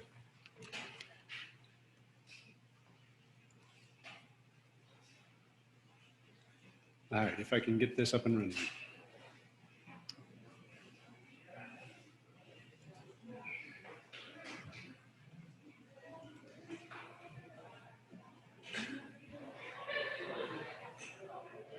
There we go. Okay. So back on June 16th of this year, we had our city council meeting in which we adopted the city's fiscal year 2021 budget. And embedded in that fiscal 2021 budget were 2 enterprise fund transfers that we approved as part of the budget process. One from Light and Power to the general fund, and one from our landfill fund to our recycling fund. And these 2 transfers, they've been a part of the city's typical transfer, enterprise fund transfers for quite some time now. So in preparation for that meeting, the June 16th meeting, we had to do various public notices. Because any enterprise fund transfer, according to state code, you have to do various public noticing so that the public can come and make comments on a transfer from an enterprise fund. As in preparation for that meeting, we did a public notice on the city's website. We did a public notice on the city's social media accounts. We sent out mailers in every utility bill, and we sent mailers to our landfill customers. They're commercial customers that do charges with the landfill. And we placed a notice in the Clipper newspaper. And all of that was done 7 days in advance, according to state code. There was one step that we missed, and it was an oversight where we forgot to publish or put a public notice on the Utah Public Notice website. It's a state-run website where you're required to publicize meetings and agenda items, and in this case, an enterprise fund transfer. We were supposed to put it up on that public notice website 7 days before the hearing, and unfortunately, due to a miscommunication, we did not get it up until the morning of that meeting. So it was posted on the public notice website, but not with 7 days advance notice to the public. So we did miss that one step in noticing the public of the hearing that we were going to have for the enterprise fund transfers from Light and Power and from landfill. So So the state auditor's office reached out to me a few weeks ago, and they mentioned that they had heard from a resident that we had missed this step of noticing on the public notice website. So after some discussion with the state auditor's office, we, as staff, we said, truly, we've tried to comply. We've tried to get to the heart of what the law was asking us to do, which was allow the public to know that we were going to hold an enterprise fund transfer hearing and give them the opportunity to come and talk about that. So we felt that we met the heart of the issue because we did 4 of the 5 required steps. And the 5th that we missed was just an oversight. So we tried to help them understand that there was no intent to deceive the public by not noticing on the public notice website. It was just an oversight. And the city has had a great track record of properly noticing on the public notice website in the past. It's not a systemic issue. It is just a one-time error. So we tried to help the state auditor's office understand that, and they still felt that because we did not meet all of the 5 requirements of the state code, that we better repeat the process. So tonight we are repeating the process and going through this enterprise fund hearing transfer, or the transfer hearing again. So in preparation for tonight's meeting, we did 7 days in advance, advertise on the public notice website, on the city's website, on social media. We sent out utility bills, and we even sent it out through the Clipper again, which coincidentally is not a requirement of state code. It's just something that we do on top of everything else. So tonight we're proposing the exact same transfers that you adopted back in June. So the exact same dollar amounts, the exact same amounts from Light and Power to the general fund and from the landfill to the recycle fund. So there's been no change in dollar amounts from what was originally approved, and no change in the funds. So I did want to just briefly touch on why we do the transfers for the public's interest that's in the audience tonight. Obviously, the City Council is very much aware of this transfer that we do from Light and Power to the general fund. It is a way for us to subsidize the operations of the general fund without raising property taxes. So Bountiful City has been doing this transfer specifically for over 3 decades. So it's a well-standing transfer that we do every year as part of our budgeting process. So the city has always done this, and there's a few reasons for that I'd like to just quickly highlight. The general fund provides very essential services to the Bountiful City residents, both those that pay property taxes and those that don't pay property taxes. So the general fund provides police. The general fund provides the emergency medical services and fire services. The general fund provides the street maintenance and our snow plowing. So the general fund truly provides essential services to the public. And unfortunately, it is difficult when you're trying to provide a service, but you don't have a revenue source to help offset that service. And there are many entities that are within Bountiful's boundaries that do not pay property taxes. Your churches, your schools, your governmental entities, your nonprofits, all of those entities do not pay property taxes to the city, and for the most part don't pay sales tax either. And those are the 2 taxes that fund the majority of our revenues in the general fund. So we're being asked to provide services, but we don't have a direct revenue source to help offset the cost of those services. So we do this transfer from the Light and Power Fund to the general fund as a way for those who are non-tax paying entities to help offset the costs of the services that they use, our policing services, our streets, our snow plowing. So it's a great way for us to be able to help the general fund get a revenue source that otherwise we would have to raise property taxes significantly in order to continue to offer those services. So we transfer this money from the Light and Power Fund to the general fund. And this has been a great avenue for Bountiful to keep the property taxes low in Bountiful. Bountiful is the 15th largest city, or excuse me, there are 15 cities in Davis County. We are the second largest, and Bountiful has the lowest tax rate of all the cities in Davis County. So I think that's very telling as to how important this transfer is to keeping property taxes low. I did run the numbers on what it would take if we were to forego this transfer from the Light and Power Fund in our 2021 budget, and we would have to increase property taxes 110% in order to forego this transfer and then just rely on property taxes to fund these services. So I think we can see that if we did not have this transfer, it would significantly increase property taxes in Bountiful. So the general fund is one nice thing is that even with this transfer that we have from the Light and Power Fund to the general fund, our power rates are still on an average basis lower than Rocky Mountain Power. So the going rate for what we would have to go buy our electricity at is we're paying lower rates and we're paying lower property taxes. So to be honest, it's a great benefit to Bountiful City residents that we have a power department that allows us to do this transfer. So that's the main idea of why we've been doing this transfer and why we've been doing it for more than 3 decades. And it truly is another financial tool for the general fund to help fund the essential services that we provide. So as part of the legal requirements of doing this transfer, we do have to go through a public hearing and let the public comment on this specific transfer.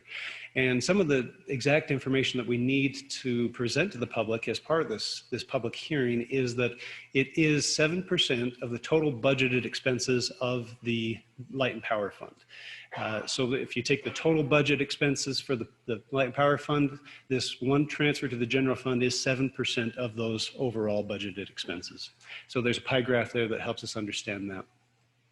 So with that, I'm going to transition on to the landfill transfer, and then we'll take some time to do both public hearings and ask for council's approval on these transfers. Yes, please. Tyson, before we leave that, I want to reiterate one thing that you said, and that is that the residents of Bountiful, including churches and apartment complexes and residents of apartments, enjoy lower power rates than they would otherwise enjoy on average. And also the property taxes for the folks paying property taxes are lower. So it really is a win-win. I don't want people to get the impression that we're soaking the power customers in order for the property owners to enjoy lower taxes. Everyone enjoys lower costs. So thank you. Thank you, Councilman Higginson. Sorry, I should have asked. Any other questions about the Light and Power transfer? Why we do it, anything of that nature? Okay, so quickly, the transfer from the landfill fund to the recycling fund. In the fiscal 2021 budget, we've proposed a transfer of $234,540 from the landfill fund to the recycle fund. Now, for those that were on the council back in 2018, you'll remember that the recycling market took a big nosedive, and we cannot sell our recyclables like we used to. Our contract with Ace Recycling came up in November of 2018, and we had to renegotiate at much higher rates than what we've been used to in Bountiful because of that recycling market crash. And so the recycling fund has a flat fee that it charges every customer for their recycle bin each month. And because that rate has not been increased in accordance with that nosedive in the recycling market, we've had to find another way to subsidize in the hopes that we can see a market recycling resurgence. So the recycling market could come back to the point where we can actually sell our recyclables and offset some of the cost to collect those recyclables. So back in 2018, it ended up being fiscal 19 when we first started a transfer from the landfill fund to the recycle fund. And the purpose is to help subsidize those recycling operations until the time that they can hold out their own. Obviously, we're still evaluating this every year, and watching the recycling market, and also what we think we should be charging recycling customers for the service. And so that's something that we continually do. But again, we did put in the fiscal 2021 budget a transfer to help subsidize those recycling operations. One thing of note is that the landfill fund, because of the cash balances that are established in the landfill fund itself, the interest that we earn alone more than covers what we're proposing to transfer out of that fund. So we're not hurting the landfill fund's principal cash balance by doing this transfer every year. So just wanted to make that little side note. Before I move on, any questions on the transfer from the landfill fund to the recycle? Okay, so here's the required information on the transfer. If we proceed with the transfer in the 2021 budget of $238,000, that is 12.3% of the landfill's total fiscal budget for 2021. And again, the pie graph for you to kind of get a feel for that. So with that, tonight we need to do a repeat public hearing for the light and power transfer of $2,752,122 from the light and power fund to the general fund. And we would need to reapprove what was already approved back in June for that transfer. Then we would need to hold another public hearing on the transfer of $238,000 from the landfill fund to the recycle fund. And after that public hearing is done, we would then reapprove, or we propose that we reapprove that transfer. So we'll hold two separate hearings on this, and we'll need two separate actions on these transfers. Any questions?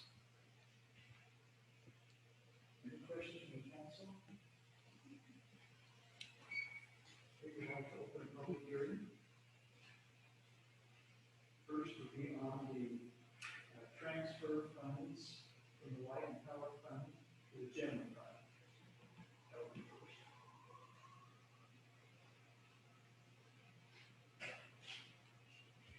Ron Mortensen, and I'm a co-founder of a group called Citizens for Tax Fairness. Over a decade ago, we brought up the question of, doesn't this increase our power rates if we're doing these transfers? Because we have to come up with a surplus in the power fund in order to have transferable money. So just looking at this year's transfer from the power fund to the general fund, it's up 11%. You're raising it from 2.5 to 2.8 million. Now, if that had been property tax, that would have raised a lot of eyebrows. So an 11% increase. And during the past 20 years, this transfer was 1.89 million in 2001, and today it's 2.8 million or 2.9 million, which is a 46% increase over that time.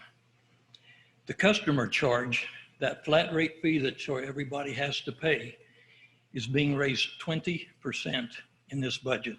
It's going from $10 to $12. So from $120 a year to $144 a year. No matter how much electricity you use, you pay that flat fee. In addition, the rates for 68% of the users, according to staff report, is going up by 10.5%. So we are increasing the fees and the cost in order to continue and increase this subsidy. I'd note that $12 flat fee customer charge that was first put into effect back in, I haven't got it here right now, but I'll come up with it. But it started out at $1.54, and now it's $12. This is a 779% increase in that fee. And that fee actually hits small power users and the poorest members of the community the hardest. So for example, a person without solar panels, no solar panels, and the person doesn't have air conditioning in their home, and in July, they used 196 kilowatt and they paid $15.68 for electricity. On top of that, they paid the $12 fee, which is a 77% surcharge. And if you add on the tax on that, it comes out to about 88% in taxes and fees on top of just the electricity they used. Bountiful power rates, we hear that they're lower than Rocky Mountain Power. Well, and according to staff report again, it ranges between 3.6 to 6% less. But that doesn't take into account some of the things that Rocky Mountain Power gives that Bountiful Power doesn't. For example, if they have energy rebates and incentives to buy lower energy appliances, for example, water heaters, to put in insulation, and they give rebates on that worth hundreds of dollars to people when they do that. Bountiful Power doesn't do that. They also, Rocky Mountain Power, I don't think this is figured into these calculations, but when they signed, the president signed the legislation that reduced the corporate income tax substantially, Rocky Mountain Power said, we've been paying that, and we're going to pass some of that on to our customers. And so they're giving a 3.45% credit to their customers, and that comes out about $32 a year in rebates or in credits that they give because they're paying less taxes. They pass that on to the customer rather than pocketing it. Now, go back in history, in Bountiful Power at one time, years ago when Chris was a youth, was 40% below Utah Power and Light, the rate was. And as late as 1990, the Deseret News reported that even with the latest 14% increase that year, which went to increase council salaries and to pay for higher energy uses, and it raised the rate from 4.9 to 5.6 cents a kilowatt, the Bountiful Power rate is still 25% lower than Utah Power and Light. And then in the ensuing years, that 25% has constantly shrunk and shrunk and shrunk and shrunk until now it might be a little less if you don't count the rebates and if you don't count the tax credit. And then if you look at it also, this year, the power transfer now contributes more to the general fund than do property taxes. Property tax revenue is, according to the staff figures, is 2.57 million, and the power transfer is 2.75 million. Makes up 14% compared to 13% of the property tax. And the city routinely increases power rates and fees, and I'd argue they do it to avoid truth in taxation hearings.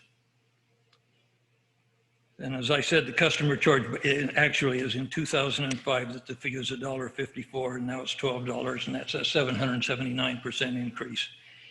In 2019, you all imposed a separate streetlight fee, because before that time, the power company is paying that, and they said, well, we have too much money going out, we can't transfer enough, so we added on an extra $2 streetlight fee. So if you add that on, that's another $2 that everybody has to pay, no matter how much electricity they use.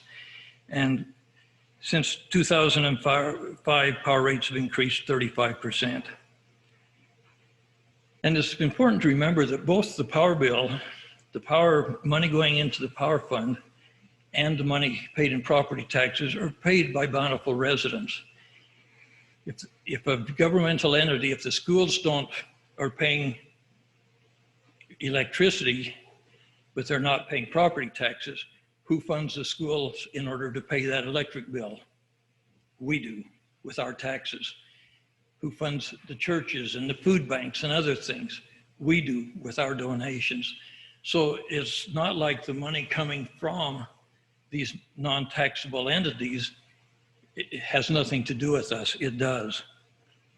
And so the bottom line is that the transfer negatively impacts moderate and low-income residents and hides the true cost of government from its citizens.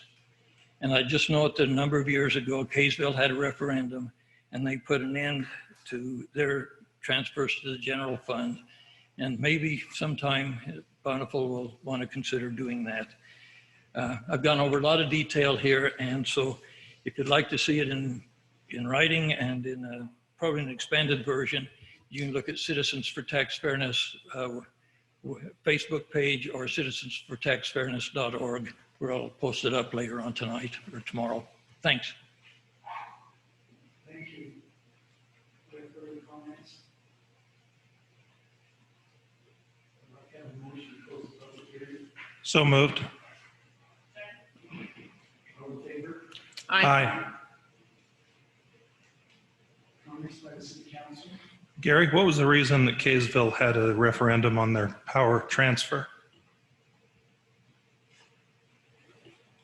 It started initially because Kaysville transferred funds to purchase property. So they were speculating on land with their power transfer? Yes. Have we ever done that? Have we always been open, held the right hearings, and explained to the public exactly how much we're transferring? Well, we held a public hearing on the same issue twice this year. Okay. Do you think it could be fairly said that Bountiful City is trying to hide the transfer and play a shell game with property tax or truth in taxation hearings? If I did that, I wouldn't have a job. Okay. Thank you. I'm prepared to make a motion if you're ready for one, Mr. Mayor Pro Tem. I'd like to make a motion that we approve the transfer from the power fund to the general fund as budgeted in our fiscal year 2021 budget. Second. Further comments? All in favor? Aye. Aye. We move on now to 2020 transfer fund from the landfill to recycle fund. Comments from the council?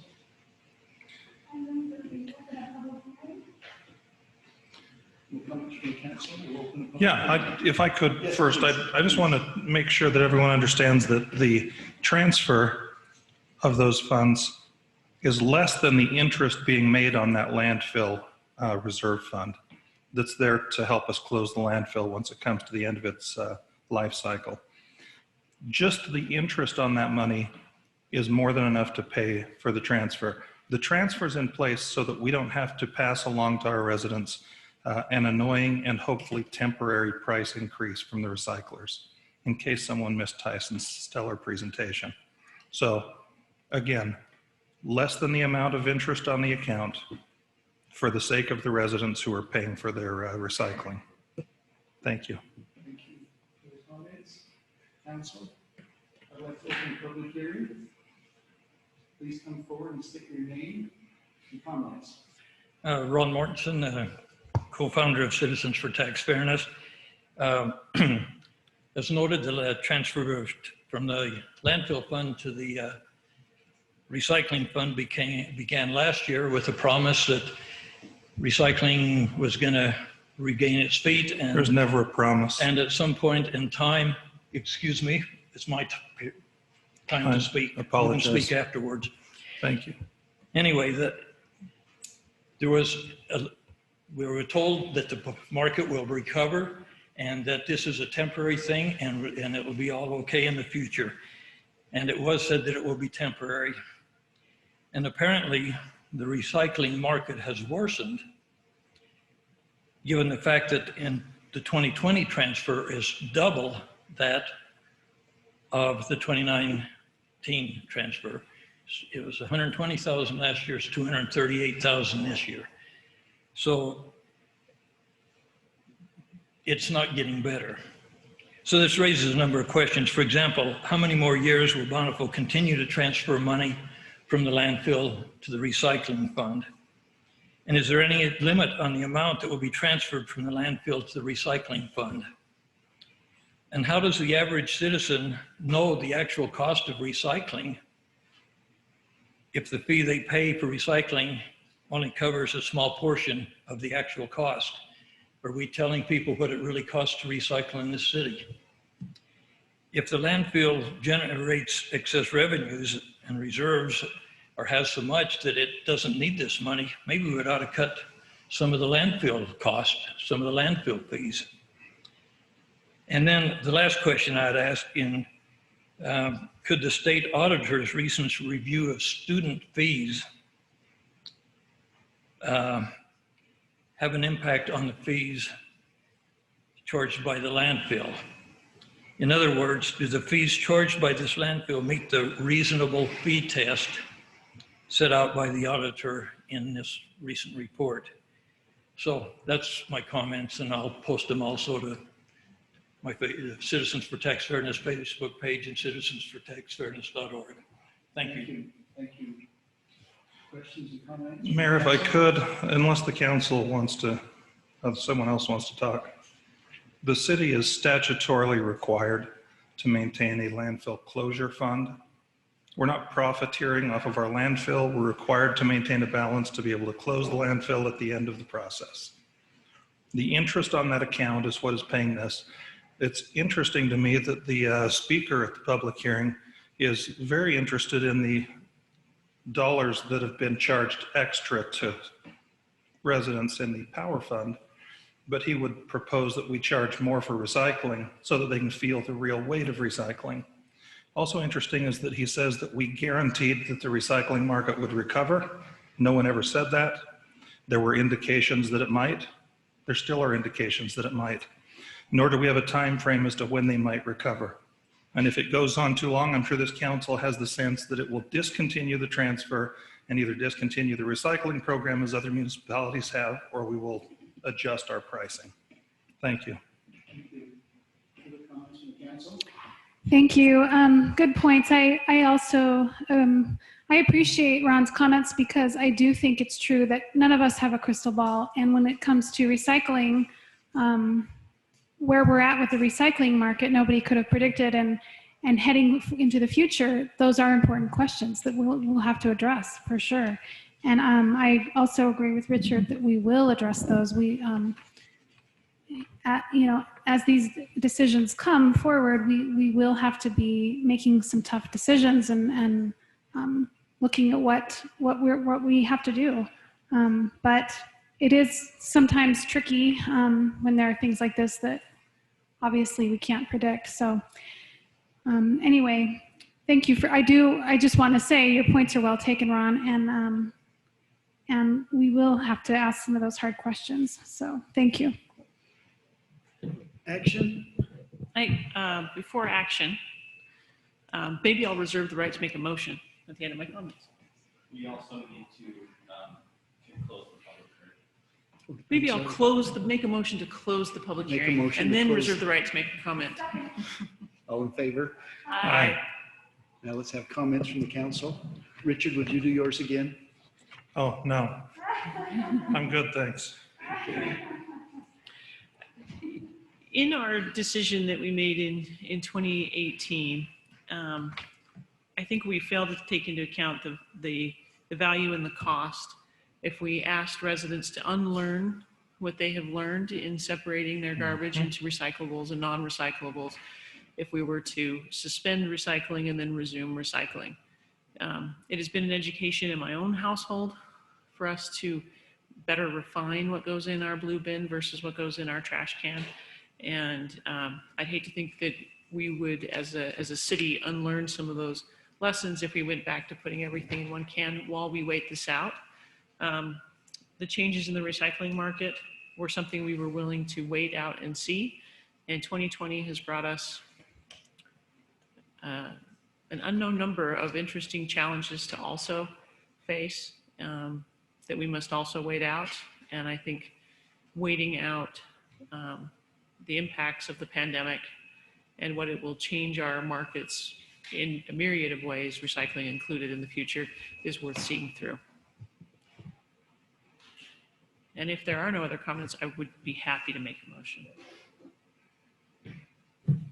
I make a motion that we approve the transfer from the landfill fund to the recycling fund in accordance with the fiscal year 2021 budget. Second. Millie seconds. Further comments? All in favor? Aye. Aye. Tyson, let's move on. Consider resolution 2010, forgiveness of interfund loan between the landfill fund and the water fund and associated transfer of funds. Thank you, Mayor Pro Tem. So thank you for your time tonight, council members. I truly appreciate it.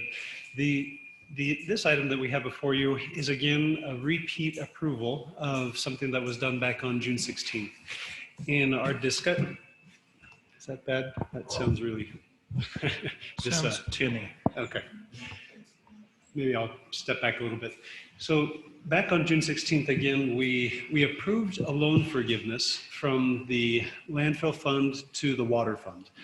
You'll remember that we established a loan, a $3 million loan between the landfill fund and the water fund to help us fund the Mueller, or the water treatment plant that we built in Mueller Park Canyon.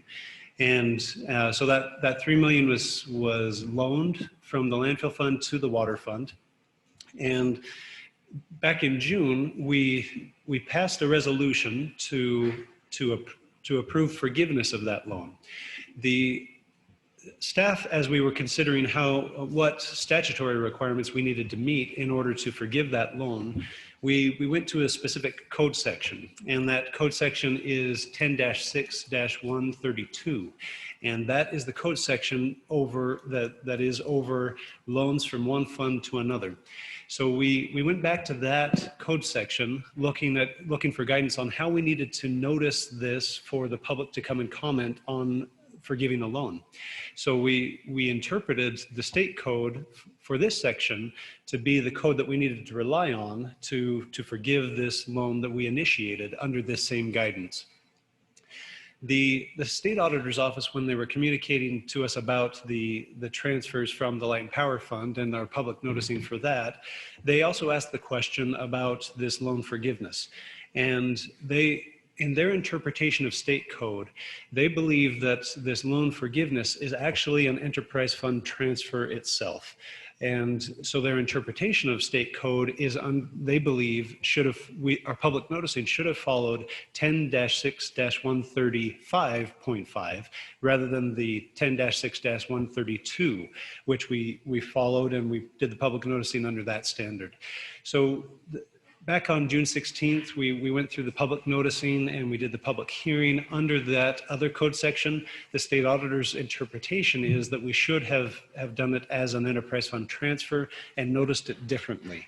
So in our differing interpretations, the city has decided to redo this loan forgiveness, redo the public hearing, and then go through this process under the guidance that's expected by the state auditor's office and their interpretation. So we have gone through the public noticing on the public notice website, on the city's website, social media, the newspaper, and all those outlets. And we did do it 7 days in advance, so we met all the requirements there. So the proposed loan forgiveness has not changed since we proposed it back in June. And so just wanted to briefly identify the reasons for this loan forgiveness. So again, the interfund loan was established back in June of 2018. The loan was designed to help us fund that Mueller Park treatment plant project.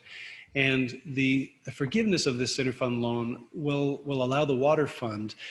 You remember that also on June 16th, it was a big day. we passed the policy for our reserves in Bountiful City, and the water fund specifically, with this loan between the landfill and the water fund, does not actually meet our reserve policy standards. And so in an effort to get the water fund closer to qualifying under that reserve policy and to help us move forward in the water department, we proposed a water fund forgiving of this water fund loan. The total forgiveness would be $2.4 million with any accrued interest since we last made the payment. And we did approve that as part of a fiscal year 2020 budget amendment. So if we did proceed with the loan forgiveness, it would end up being a fiscal 2021 budget amendment because it was not part of the original fiscal 2021 final budget that was approved. So that would be one change for fiscal 2021. So instead of it happening as an amendment to 2020, it would be an amendment to 2021 if it proceeds. So happy to answer any questions you have about this interfund loan or the forgiveness of this interfund loan.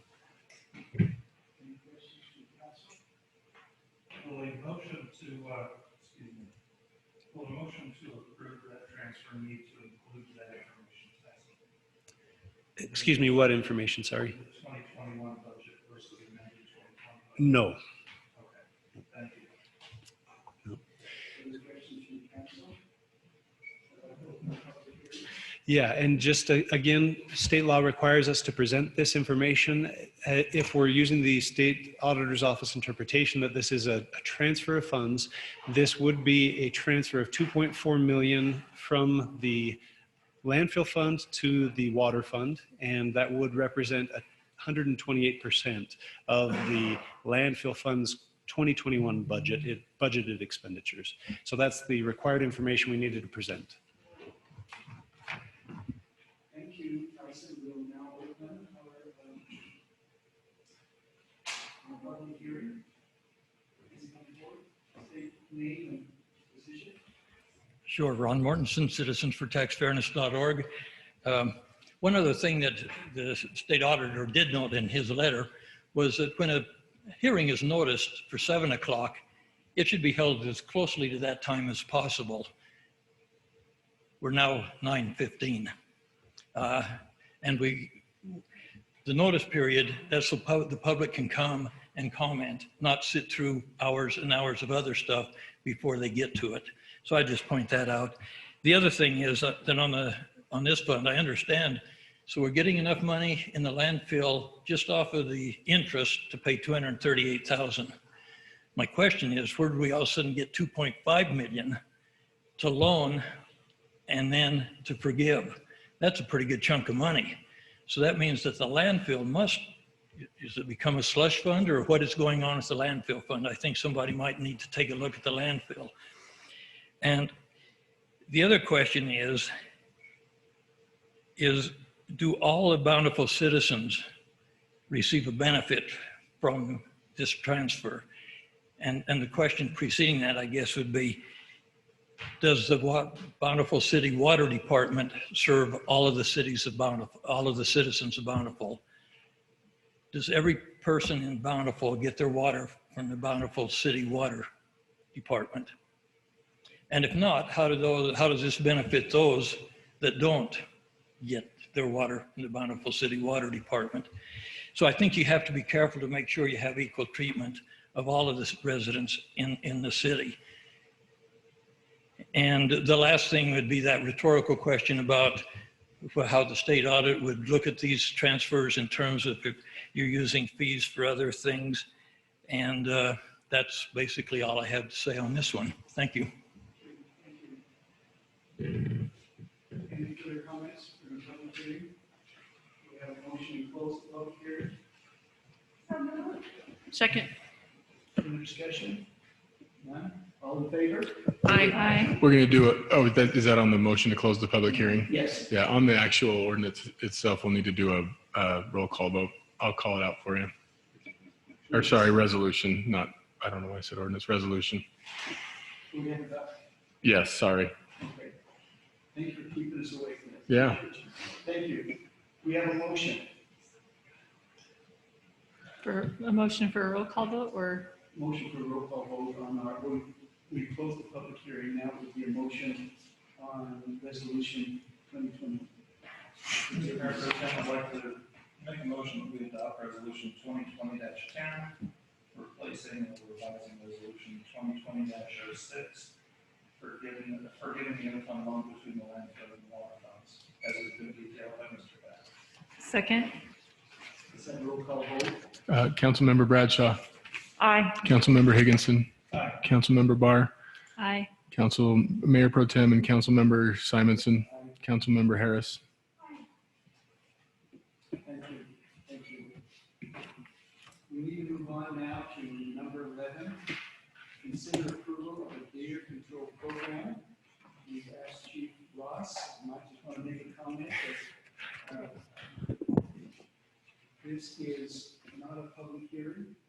and so we won't be taking comments from the public.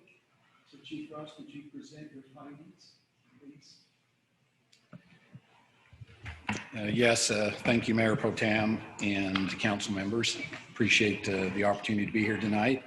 I actually wish it was February and we were getting closer to February 14th, and then we could talk about deer that all of us would feel good about and maybe lock arms and leave all on the same harmonious level. But I can tell you, as a law enforcement officer in Bountiful for 34 years, the issues with deer have been long-standing, long before we ever entered into our trap and release program. And they've been very difficult depending on who you're talking to in the city. Let me give a little bit of background as to the deer program. In 2014, Bountiful City and the Division of Wildlife Resources entered into a trap and release pilot deer program designed to reduce the urban deer population to a more manageable number within Bountiful City limits. This program was successful in removing over 700 deer over a approximately 5-year period of time. At the end of that 5 years, we were informed by the Division of Wildlife Resources we would have to shut down the program due to the risk of disease being spread from our urban deer to deer in other areas of the state where they were being relocated. The only viable option for us to go forward in controlling our deer population would be a lethal program. And just so everyone's aware, there are several cities in Utah that do operate and run lethal programs to manage the urban deer populations in their areas. A little bit of an analysis: the deer populations increase significantly in a city if there are no mitigation efforts in place to manage them. If we do nothing at all, the numbers will swell over time and have a negative impact on the safety of our residents through increased deer motor vehicle accidents, confrontations between residents and deer, predators coming into the city to hunt deer, etc. We have also heard from many of our residents who claim that they are unable to enjoy their yards due to the deer populations that reside there. The Division of Wildlife Resources, if you go to their webpage, they talk about the consequences of unregulated urban deer. And without reading everything, it repeats some of what I just said, but deer repeatedly exposed to humans without negative consequences will eventually become habituated or show little fear of humans. Habituated mule deer may become aggressive and pose a danger to human residents. There are reports of mule deer bluff charging people, chasing joggers, attacking postal workers, and killing small pets. Large mule deer numbers in an urban area can also lead to more deer on roads and increase the potential for deer vehicle collisions. Mule deer populations attract predators to urban areas, creating a possible hazard for local residents and pets. The urban environment can have a negative impact on deer as well. Busy streets, railways, fences, parking garages, and bridges are hazards for urban deer. These are just some of the issues that not just in Bountiful, but are seen across the state and in other states as they have completed their studies. In January 2020, the City Council discussed the DWR's discontinuation of the trap and release program and the options available if the city were to continue to a desire to control the deer population. At that time, you instructed us to conduct a process to gather public comment on a proposed trap and euthanize program. Earlier this summer, we used Qualtrics to conduct a survey and solicit resident input on this issue. A summary of the results will be provided at the end of this presentation, and you'll see that in just a minute. Staff is recommending we continue managing the deer population through a responsible trap and euthanize program, which has been proven to be a safe and controlled way to manage deer populations. The trapping would only occur on properties where owners have given their consent. The intent of the program would be to manage and not eliminate the urban deer population. If the City Council makes the decision to move forward with this program, staff would start working with the Division of Wildlife Resources to obtain the necessary approvals and enter into a formal MOU. They have to approve any program that we adopt. Before I talk about the survey, I just would also like to maybe give just a little bit of insight from me, since I'm the one standing up here. It might be easy for people to feel, well, maybe I'm a hunter, or maybe I don't care so much about deer, and therefore it's an easy decision, and that's quite the contrary to those that know me. I grew up in Yellowstone National Park. Every summer of my life, from the time I was born until the time I was 18, was spent in Yellowstone Park. I have an appreciation for wildlife and animals that many don't have, and I've been able to see close up how areas that have controlled ecosystems are able to thrive and operate when they have those systems in place. And if we could have that in an urban environment, a city, I probably wouldn't be standing here encouraging that we do something to mitigate our deer. The problem is we do not have an ecosystem that naturally will mitigate our deer population sufficiently to keep it from growing at a rate that will outpace the space we have over time. They will die.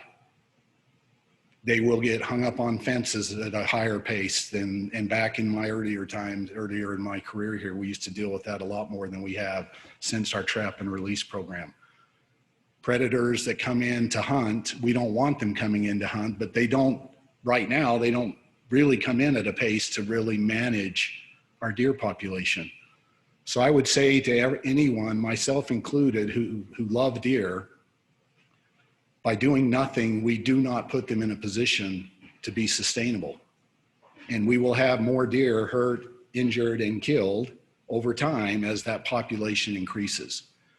And yet all of us love driving around. I still remember those early mornings at coming off a graveyard shift and having deer standing in areas of the city and a golf course. And I mean, it's something that I treasure and I think is a big part of our community.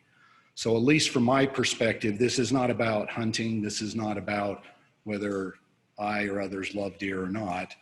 I get why some want them in their yards and want to encourage this. And I also have been in yards where people just can't do anything outside. And that is an environment that I would be struggling with as well. Let's talk a little bit about the survey. The survey asked respondents to provide feedback on a proposed lethal deer management program.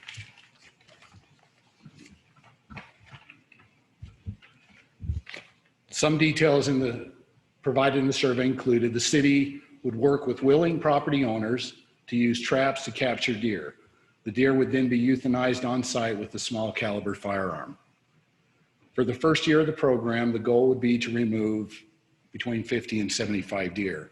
And I know from the conversations that I've been a part of and in talking with city leadership, we intend to evaluate that as time goes on. We're not looking to eliminate and even significantly reduce. We just want to try to manage what currently exists. You hit the next, whoever's doing the slide. One of the questions asked is, do you approve or disapprove of a lethal deer management program? If you look at those numbers, it's similar to what I think we saw back in leading up to 2014. We had public hearing at the city council meeting. There was a small percent, maybe more, that felt that we should not do anything. And then just below 50% in the 40% range of those that we felt we needed to do something. And that's kind of what we see here. Just roughly, I'm only going off the graph, but you're looking at about 525-ish people that responded saying they approve of a lethal program, roughly 750-ish saying they don't, and about 150-ish saying they don't have an opinion one way or the other, which when you combine all that together, we're kind of similar to what we were. There's a lot of us that about an equal split as to whether we should do something or nothing at all, which makes it hard. Go to the next slide. Please indicate your view of the seriousness of problems, if any, resulting from the deer population within city limits. And I'm only going to hit on really those that see it as a serious problem, the very top graph, and then those that see it not as a problem at the bottom. But when you're talking about vehicle collisions with deer, a little over 400 roughly felt that that's a serious problem. About 250 roughly felt that that is not a problem. When you're talking about deer causing damage to gardens or landscaping, a little over 500 felt that that is a serious problem. Approximately 350 roughly felt that that was not a problem. Confrontations between deer, people, or pets, about 250 felt roughly that that was a serious problem, and about 620 did not feel that was a problem at all. Risk of predators such as cougars preying on deer within the community, roughly 350 or so felt that it was a problem, and about the same number felt that it was not a serious problem. And then the general mess that's left in yards by deer, about 350 felt that that's a serious problem, and about 550 felt that it was not. I can tell you in my conversations with people over the years about deer, the ones that are having a serious impact in their yard, they're frustrated and angry and upset. And at times, the reason that I was there as an officer is they felt that we needed to do something about it. I know that can vary in the scale. And for some, that could be a few plants that are being eaten, but there are yards that have all of their garden destroyed by deer. And I've been in a yard specifically where there are so much droppings from deer, they couldn't even be in the backyard, including family and friends. So if I lived in that environment, I would want something done. If we can go to the next page. Comments in favor, these are just some of the basic comments came in. Show no concern and would like the program to begin as soon as possible. They express frustrations about the destruction of landscaping, gardens, and property. They express concerns over vehicle collisions and dangerous encounters with cougars seeking deer. The next slide is some of the comments against.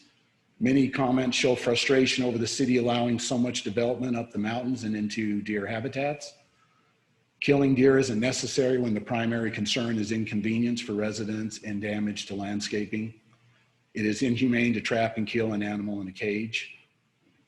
And concern about use of firearms within neighborhoods and potential exposure and risks to children and pets. And a couple of those questions at the bottom might give just a little bit of insight.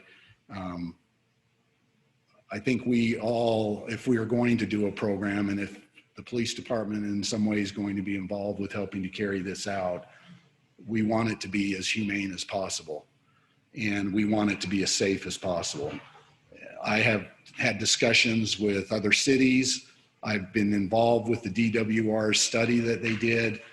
And I can tell you that a trap and shoot with a small caliber firearm is probably as safe a program as we could implement. And some of the benefits of that is we will not have wounded deer running around the city, maybe from an archer or maybe from a shot that wasn't placed well, that could end up in the yard of somebody that absolutely is against anything that regulates deer. They don't want that happening in their yard.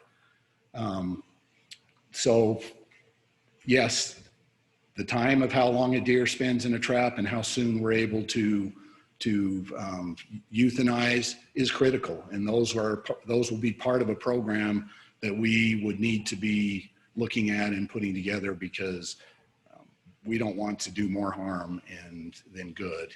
And where we will be the ones having to play some role in that, I think that's important. So before you tonight, Council, you have really two questions. Would the City Council like to pursue a deer removal program? We've already talked about the only program that's available to us is a lethal euthanasia program. And the second question is, should the program be available citywide, or would you prefer that no trapping take place above Bountiful Boulevard as was done in the past? I think you're aware, all of you are probably aware that the program, the 5-year program we ran with DWR, we were not able to trap above Bountiful Boulevard. And certainly any program we bring forward that DWR would have to approve. But there were residents that were frustrated and upset and felt like that didn't help their problem. So that's something that I think that, we feel that the council would need to give us some direction on.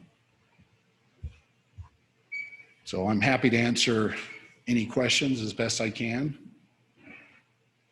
Questions from council? I have some questions. Have you ever heard, I know that this is probably impossible to say, but do you have any kind of guess of how many deer we have? So this is interesting because as we were going into the 2014 and DWR along with Bountiful was trying to determine population numbers. And at that time I was hearing numbers anywhere from 700 or 800 to 1,500. What became fairly evident as the program got started and up and running is we removed 700 over 5 years. Now it did make a noticeable difference, but it did not eradicate the deer. And I think for a period of time, we really had very little complaint except for property owners that felt that their properties were being overrun. Those were the ones that were calling us. Mm-hmm. Our automobile accidents with deer went down significantly. And so to your question, nobody was able to definitively give a number. We do know this, urban deer do not leave the urban environment. And that was part of the study that was done. That's been parts of other studies. They come here, they are born here, they stay here. It's a healthy environment, at least to a point in population, to live. Their predators are further away. They become more comfortable around humans. And so it works well until it doesn't. One thing that we found out too that was part of the study is urban deer populations grow faster than native deer populations because there are fewer predators, there's better food. So the does are healthier, they have larger litters. And so that's another difficult consideration of urban deer. Yeah.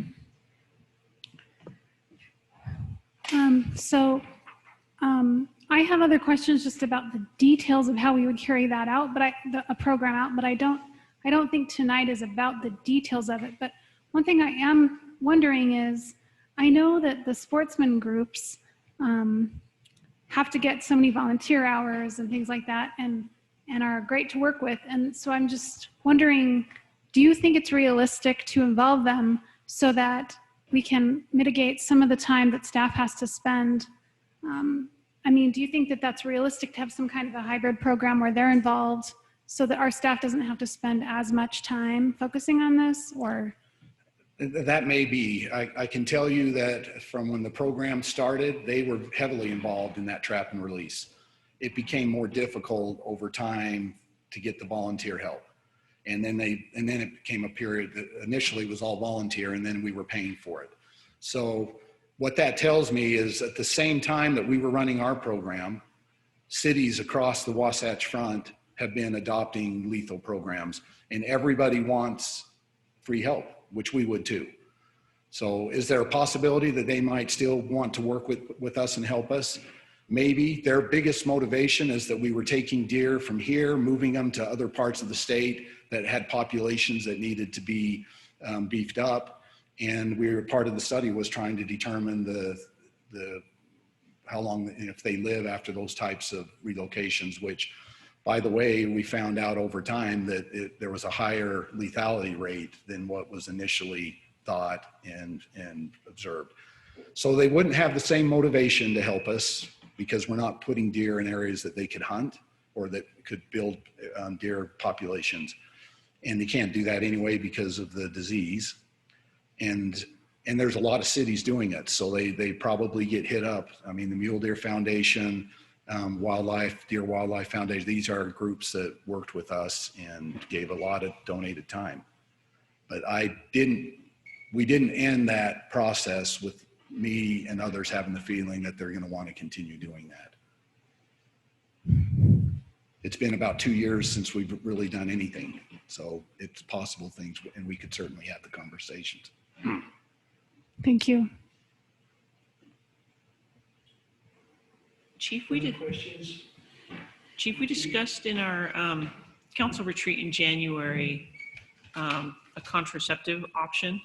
And at the time, I believe you shared with us that those options were not really feasible for a variety of reasons, but we've had a fair number of residents email us and, ask why that option wasn't perhaps on the survey. Can you perhaps share for those that are listening what you discovered in looking into that option when you did so earlier in the year?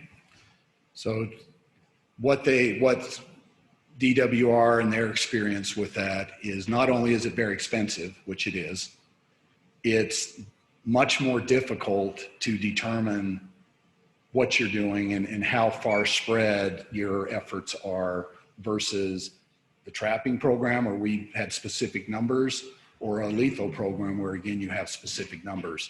So nobody's doing it anywhere around in Utah, based on it's very expensive, and it's the input or the feedback has not been, that's been very successful, but I don't know how extensive those programs have been. Gary? I seem to recall when we were talking about this with Channing, who was the DWR staffer who was over this conducting the study, that the success rate, for one thing, even if you do inject, was very hit and miss. And that it's challenging to, in addition to being expensive, it's challenging to do it accurately and effectively with a deer. But they did not authorize that program back when we were looking at relocation, and I'm sure that they would not authorize it now for us either. They were clear with us when they ended our trap and release that the only type of program that we would be able to operate, assuming we meet their requirements, would be a lethal program. And that's based on all these other programs in the state that are going on as well. And I think maybe, Gary and Chief, that's important to elaborate for any of the residents listening, is that we don't have full latitude as the city to pick any program under the sun, that we are, that wildlife are within the control of the State Division of Wildlife Resources, and therefore we have to fit a program that they would find acceptable rather than just any program we might envision as a city. Yeah, and the program that we are proposing, the trap and euthanize, they also feel is the safest and probably the most successful program to run, and lessen impact on the deer population as well, because we know that it's stressful. Thank you. I know we talked about the meat and how the meat could be used, and Angela did some research about it, and it was tricky because it's expensive, and also there are certain aspects that the butcher could do or couldn't do, so have you heard any more about that? Do you know if there's a way to test a deer on site to know if the meat would be diseased or not, or do you have any further information about the meat, the use of the meat? So the information that we've received makes it even more difficult to do than we originally thought. I think initially we were thinking, hey, this might be a great balance. At least we can all feel good that the meat is being used in a positive way and not wasted. And I'm not saying that that isn't a possibility as we work through the details, but here's the challenge. The closest butcher to us that does this type of work is Ogden. We only have a very short window of time from the time the deer is put down. We have to gut the deer ourselves, and then we have to transport the meat to a butcher. And depending on the time of year and depending on the weather, that could be as short a time frame as 2 hours. So there is concern about us being able to effectively do all that and still have meat that's usable at the end of it. We'll continue to look at options and see what we can find. That's not what others are doing, at least as broad across the board, for the very reason that there's not many butchers that even are interested. And the cost, there is a cost of roughly about, I think, $80. I think it was $60. $60 on top of all that. I know this is getting into more detail than we probably need to get into tonight, but do you think there's any chance that we could have some kind of a system, a lottery system, where if people are interested in the meat, then they could come and be on site and then take the meat, take the deer if they personally wanted to do that? Or have you ever heard of anything like that? Or Yes, we have, and that's why where we are tonight in the discussion, we're not saying that there isn't any other possibility. That may be a way of doing it. It may be someone where a deer is killed on their own property. They're willing to take care of that process. We just want to make sure whatever we do is humane and as possible and fair, and that we have some understanding of the expectations so that staff isn't spending a lot of time running back and forth to places and we're ending up still with the deer that we can't use the meat. So we will continue to look at options and have those conversations. There have been residents that have raised that, and so we're still willing to talk. Any further questions for Chief? Any further questions for Chief Ross? That was very well said, Chief. I appreciate you. Well, it's a difficult conversation, so but I've given you my opinion based on what I think we're going to be dealing with it at some point regardless. It's just how big a problem we have. We can do smaller amounts now and maybe manage it and keep our herds healthy, or we can have a much bigger problem at some point down the road, and we'll have to do a lot, and we'll still have to have the same conversations. I don't think it's going to go away on its own. Thank you. Thank you. Discussion or comments from the council? I'm ready for a motion. I think we have two questions tonight. Would we like to pursue a deer removal program as one? I think the second one is, do we want to have it include Bountiful Boulevard and above? So I think that's two issues, two separate issues. So what's your thoughts? Are we looking for a motion, or are we just having a discussion with giving a direction to council? Motion. I think DWR would be looking for a motion. So we have a motion, but I do think, do we include both of those in one motion? You can. We can? Mm-hmm. So if someone would like to make a motion that would include both pursuit removal of the deer, plus where would that line be? Could the council abide one more comment from me tonight? Oh, we as can I have abide. made many. Only you, Richard. Okay. So I like seeing deer. I think the chief said it well. I think it's honestly, it enhances our experience here in Bountiful. I think it's important that we recognize, as is hinted at by these 2 points, that we have two relatively distinct populations of deer in Bountiful. We have the urban deer that live downtown and don't migrate and cause most of our problems, and frankly, lure the predators into town, endangering the predators' lives as well. If mountain lions come into town and become accustomed to people, the DWR is going to kill them.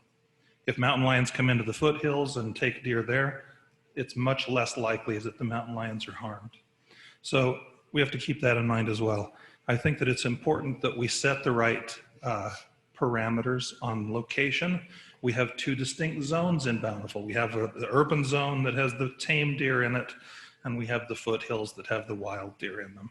And I think it's important that we separate those two and that we're not removing migratory deer from the hillsides, but instead we're removing tame deer from downtown.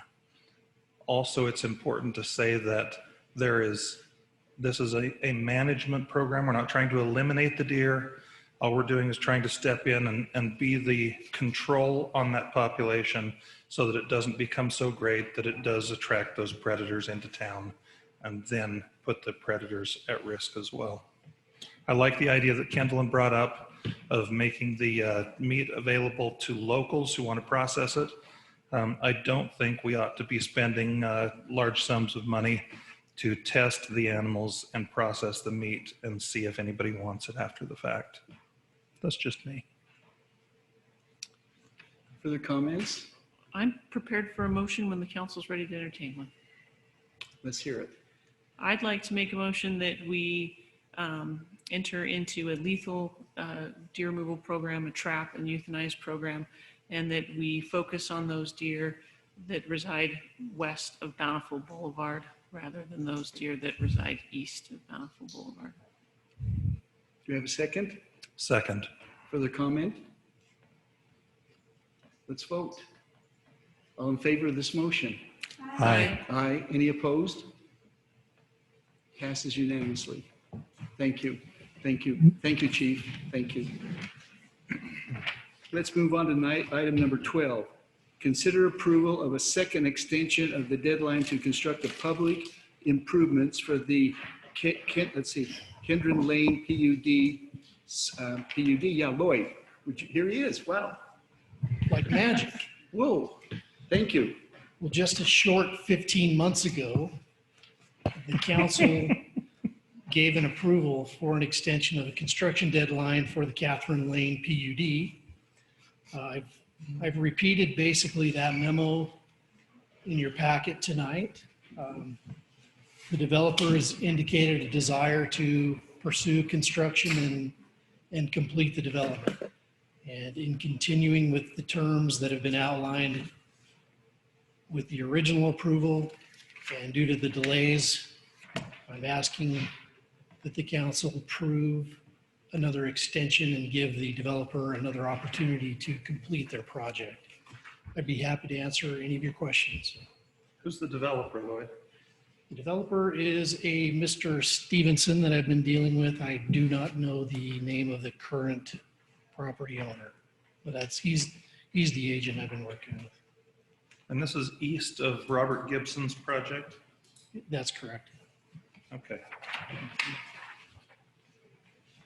Mr. Mayor Pro Tem, I'd like to make a motion that we approve the second extension of the deadline to construct all public improvements for the Catherine Lane PUD.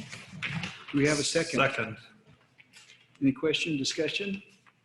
Let's vote. All in favor? Aye. Any opposed? It's unanimous. Thank you. We'll go to the next item. Thank you. So in addition to my other duties, my part-time hobby has been trying to sell a piece of ground, surplus ground, formerly occupied by the Ekman Reservoir on 8th East. Earlier in the year, we conducted a kind of a proposal-like process where people could submit a bid for the property. We only received just a handful of offers, and they ranged from $50,000 to $150,000, and we felt like the value of this property was significantly higher than that. So since that time, I've spoken with some neighbors and other interested parties, but we've never really been able to get to a place financially where we felt like the city was getting fair value for the property until recently when we received an offer from Tom Durant, TLC Construction. Tom's a local builder here in town. He builds some very nice homes, and he's made us an offer of $200,000 to purchase this lot. He'd secure that with $5,000 of earnest money, and then he would pay the agent's commission for the sale and closing costs. The proceeds from the sale of this lot would be used to finalize the purchase of property for the Fourth North Reservoir from the DU company, which has also been one of my goals to complete, and yet is still one of those boxes that we need to check. We were working towards that before the pandemic, working with the Kingstons to complete that sale. That kind of went silent, for lack of a better term, just with everything else going on. But it's time to get that done. The sale of this property provides us with some revenue to complete that with the Kingstons and tie up those two loose ends that have been hanging around for a little while. If you have any questions, I'd be happy to answer them. I have a question for you. This piece of property is in my neighborhood. And many of the neighbors have noted that when it was in its unused reservoir form, it had a very nice green lawn with sprinkling, and the weeds were kept down. And since we've used it for the backfill of the dirt from the new reservoir, it's less aesthetically pleasing for the neighbors right there. What are your expectations on the new buyer's timeline to develop this into something so that it stops being a weedy patch for those neighbors? It's my expectation that Mr. Durant will quickly prepare house plans and be under construction. He's got to get a loan to complete the sale. So he doesn't have any incentive to sit on it. He's going to want to build a home and move that product. Okay, thank you. Further questions? Do I have a motion? I'll make go ahead, Richard. No, please. I'll make a motion to approve the sale of Lot 1 of the Slagwood subdivision to TLC Construction under the terms of the real estate purchase contract. Do we have a second? Second. Further discussion? All in favor? Aye. Aye. Passes unanimously. Thank you. Thank Lloyd. you. Thank you. Chris, can I quickly embarrass our city engineer? Please. Oh, yeah, please. When the reservoir was being conceived and we knew we had to purchase the property, we had two problems. One, it was money that was going to come out of the water fund to pay for it. And the second was there was a significant amount of dirt that was going to have to be hauled a long way to be disposed of. That was going to increase the costs of the reservoir as well. It was Lloyd's sole idea and recognition that we had this vacant lot that had an old empty reservoir on it that couldn't be used for anything else. It was completely his idea to put the dirt there and sell the lot and use the proceeds to offset the cost of the reservoir. His actions saved the city $200,000, and he deserves full credit for that publicly. Thank you, Lloyd. Thank you. Does that mean he gets a bonus at Christmas? So surprisingly, the council, we have a policy that if a significant cost savings takes place by an employee, the council can give a bonus of $500 to the employee, up to $500. That would be the maximum. It's a percentage. And I would suggest that the council might want to do that in this case. Indeed. Consider that. We wouldn't want to do time. anything that would embarrass Lloyd, though. I know we wouldn't want to, but Yeah.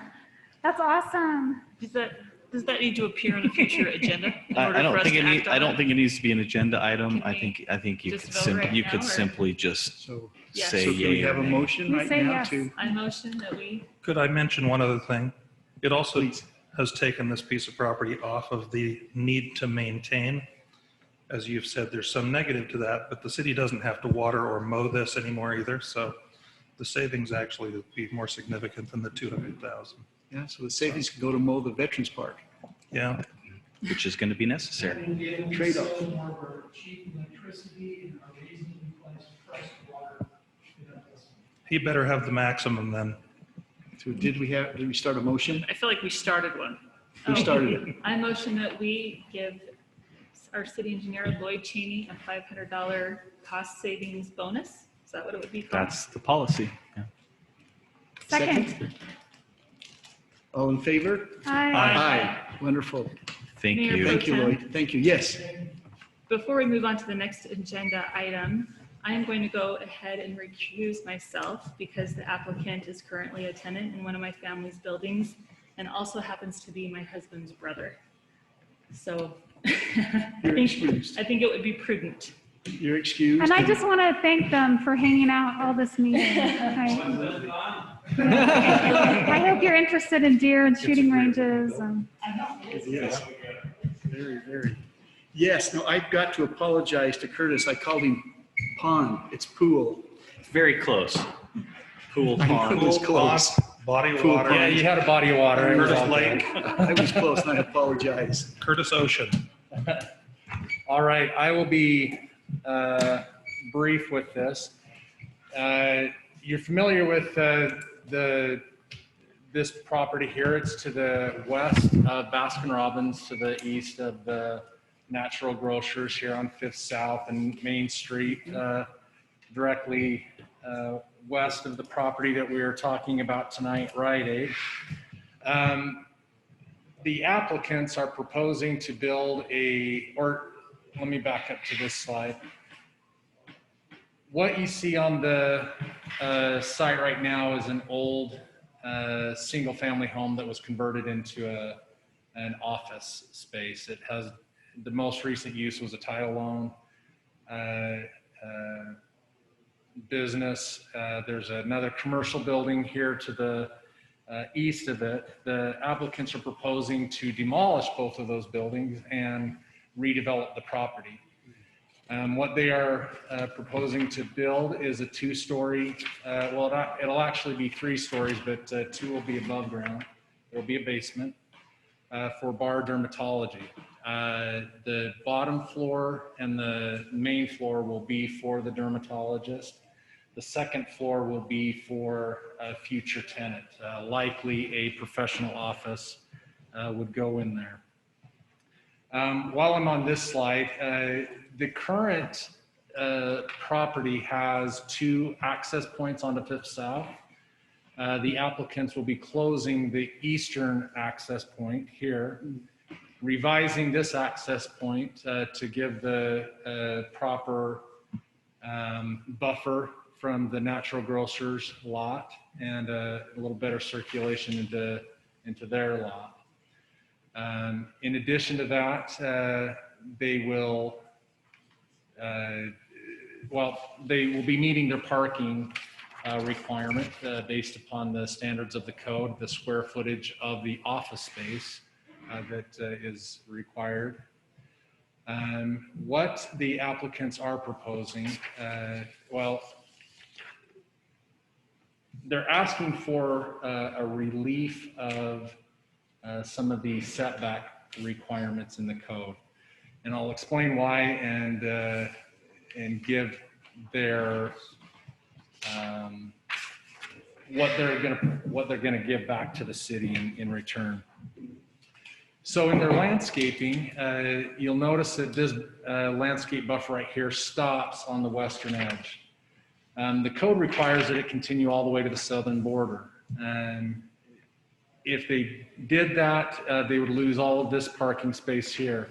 They're also requesting a relief along this edge right here. There's their code requires 5 feet. They're at about, I think 2.5, 3 feet there, maybe a little bit more. So it's just gonna be a little bit of ask on this side. And then the building has been pushed to the east a little bit more on this edge. So they're requesting to move into the setback of the eastern property line. The council, you saw a similar property this last month, the Daniel Wood Square, that's just to the north of McDonald's that developed. It's kind of almost a similar layout, how it wrapped around the cemetery there. And they asked for a similar relief and it was granted by the council. And so the applicants today are asking for that same relief. As what they are proposing is adding additional landscaping to the property. So it would take it from 15% up to a little over 16. Code just requires 15, so they're exceeding the landscaping. They'll add an additional tree on the property. They're meeting all of the necessary trees that that code does require. And based upon the relief, staff does find that the request will not have any detrimental impacts to the neighbor, either to the south or to the west or the east, or to the public. They are providing a very, you can see from your packet, a very architecturally pleasing building. I think it complements well with the other businesses that are along 5th South on the south side of the street. And this will just kind of continue what you see from natural grocers now going a little bit more to the east, which is a good thing. Planning Commission heard this. They voted 6-0 to forward this recommendation to you tonight. They did ask, well, they did add as a recommendation, they didn't want to add it as a condition, but this, the parking lot or the parking spaces that you see here, they wanted to have the applicants work with staff to shift this a little bit to the north to provide better access, especially to this space here. They didn't want to put it as a condition, more of just staff working with the applicant to make sure that that is a usable space. So that landscaping to the north would move to the south end? Yeah, so this would move up and then they'd pick up a little bit more landscaping down here. Makes sense. And that's it. Any questions? Does the new building encroach any closer on the existing Star West building? Yes, it does move 5 feet off of the property line. What is it currently? I'm not sure. What do you know? What the? Yeah. Okay.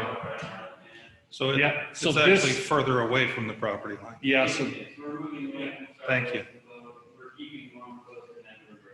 Super. It's a good looking building.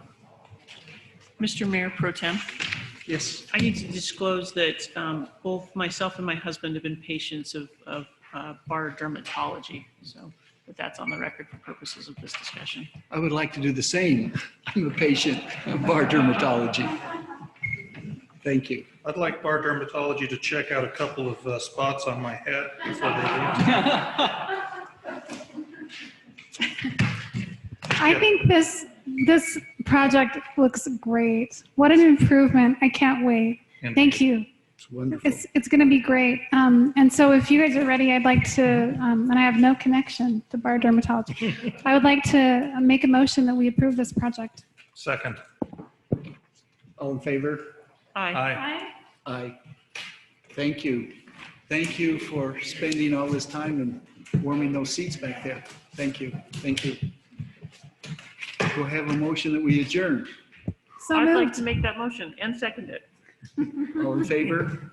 Aye. Aye. Bye. I'd like to publicly apologize for interrupting one of our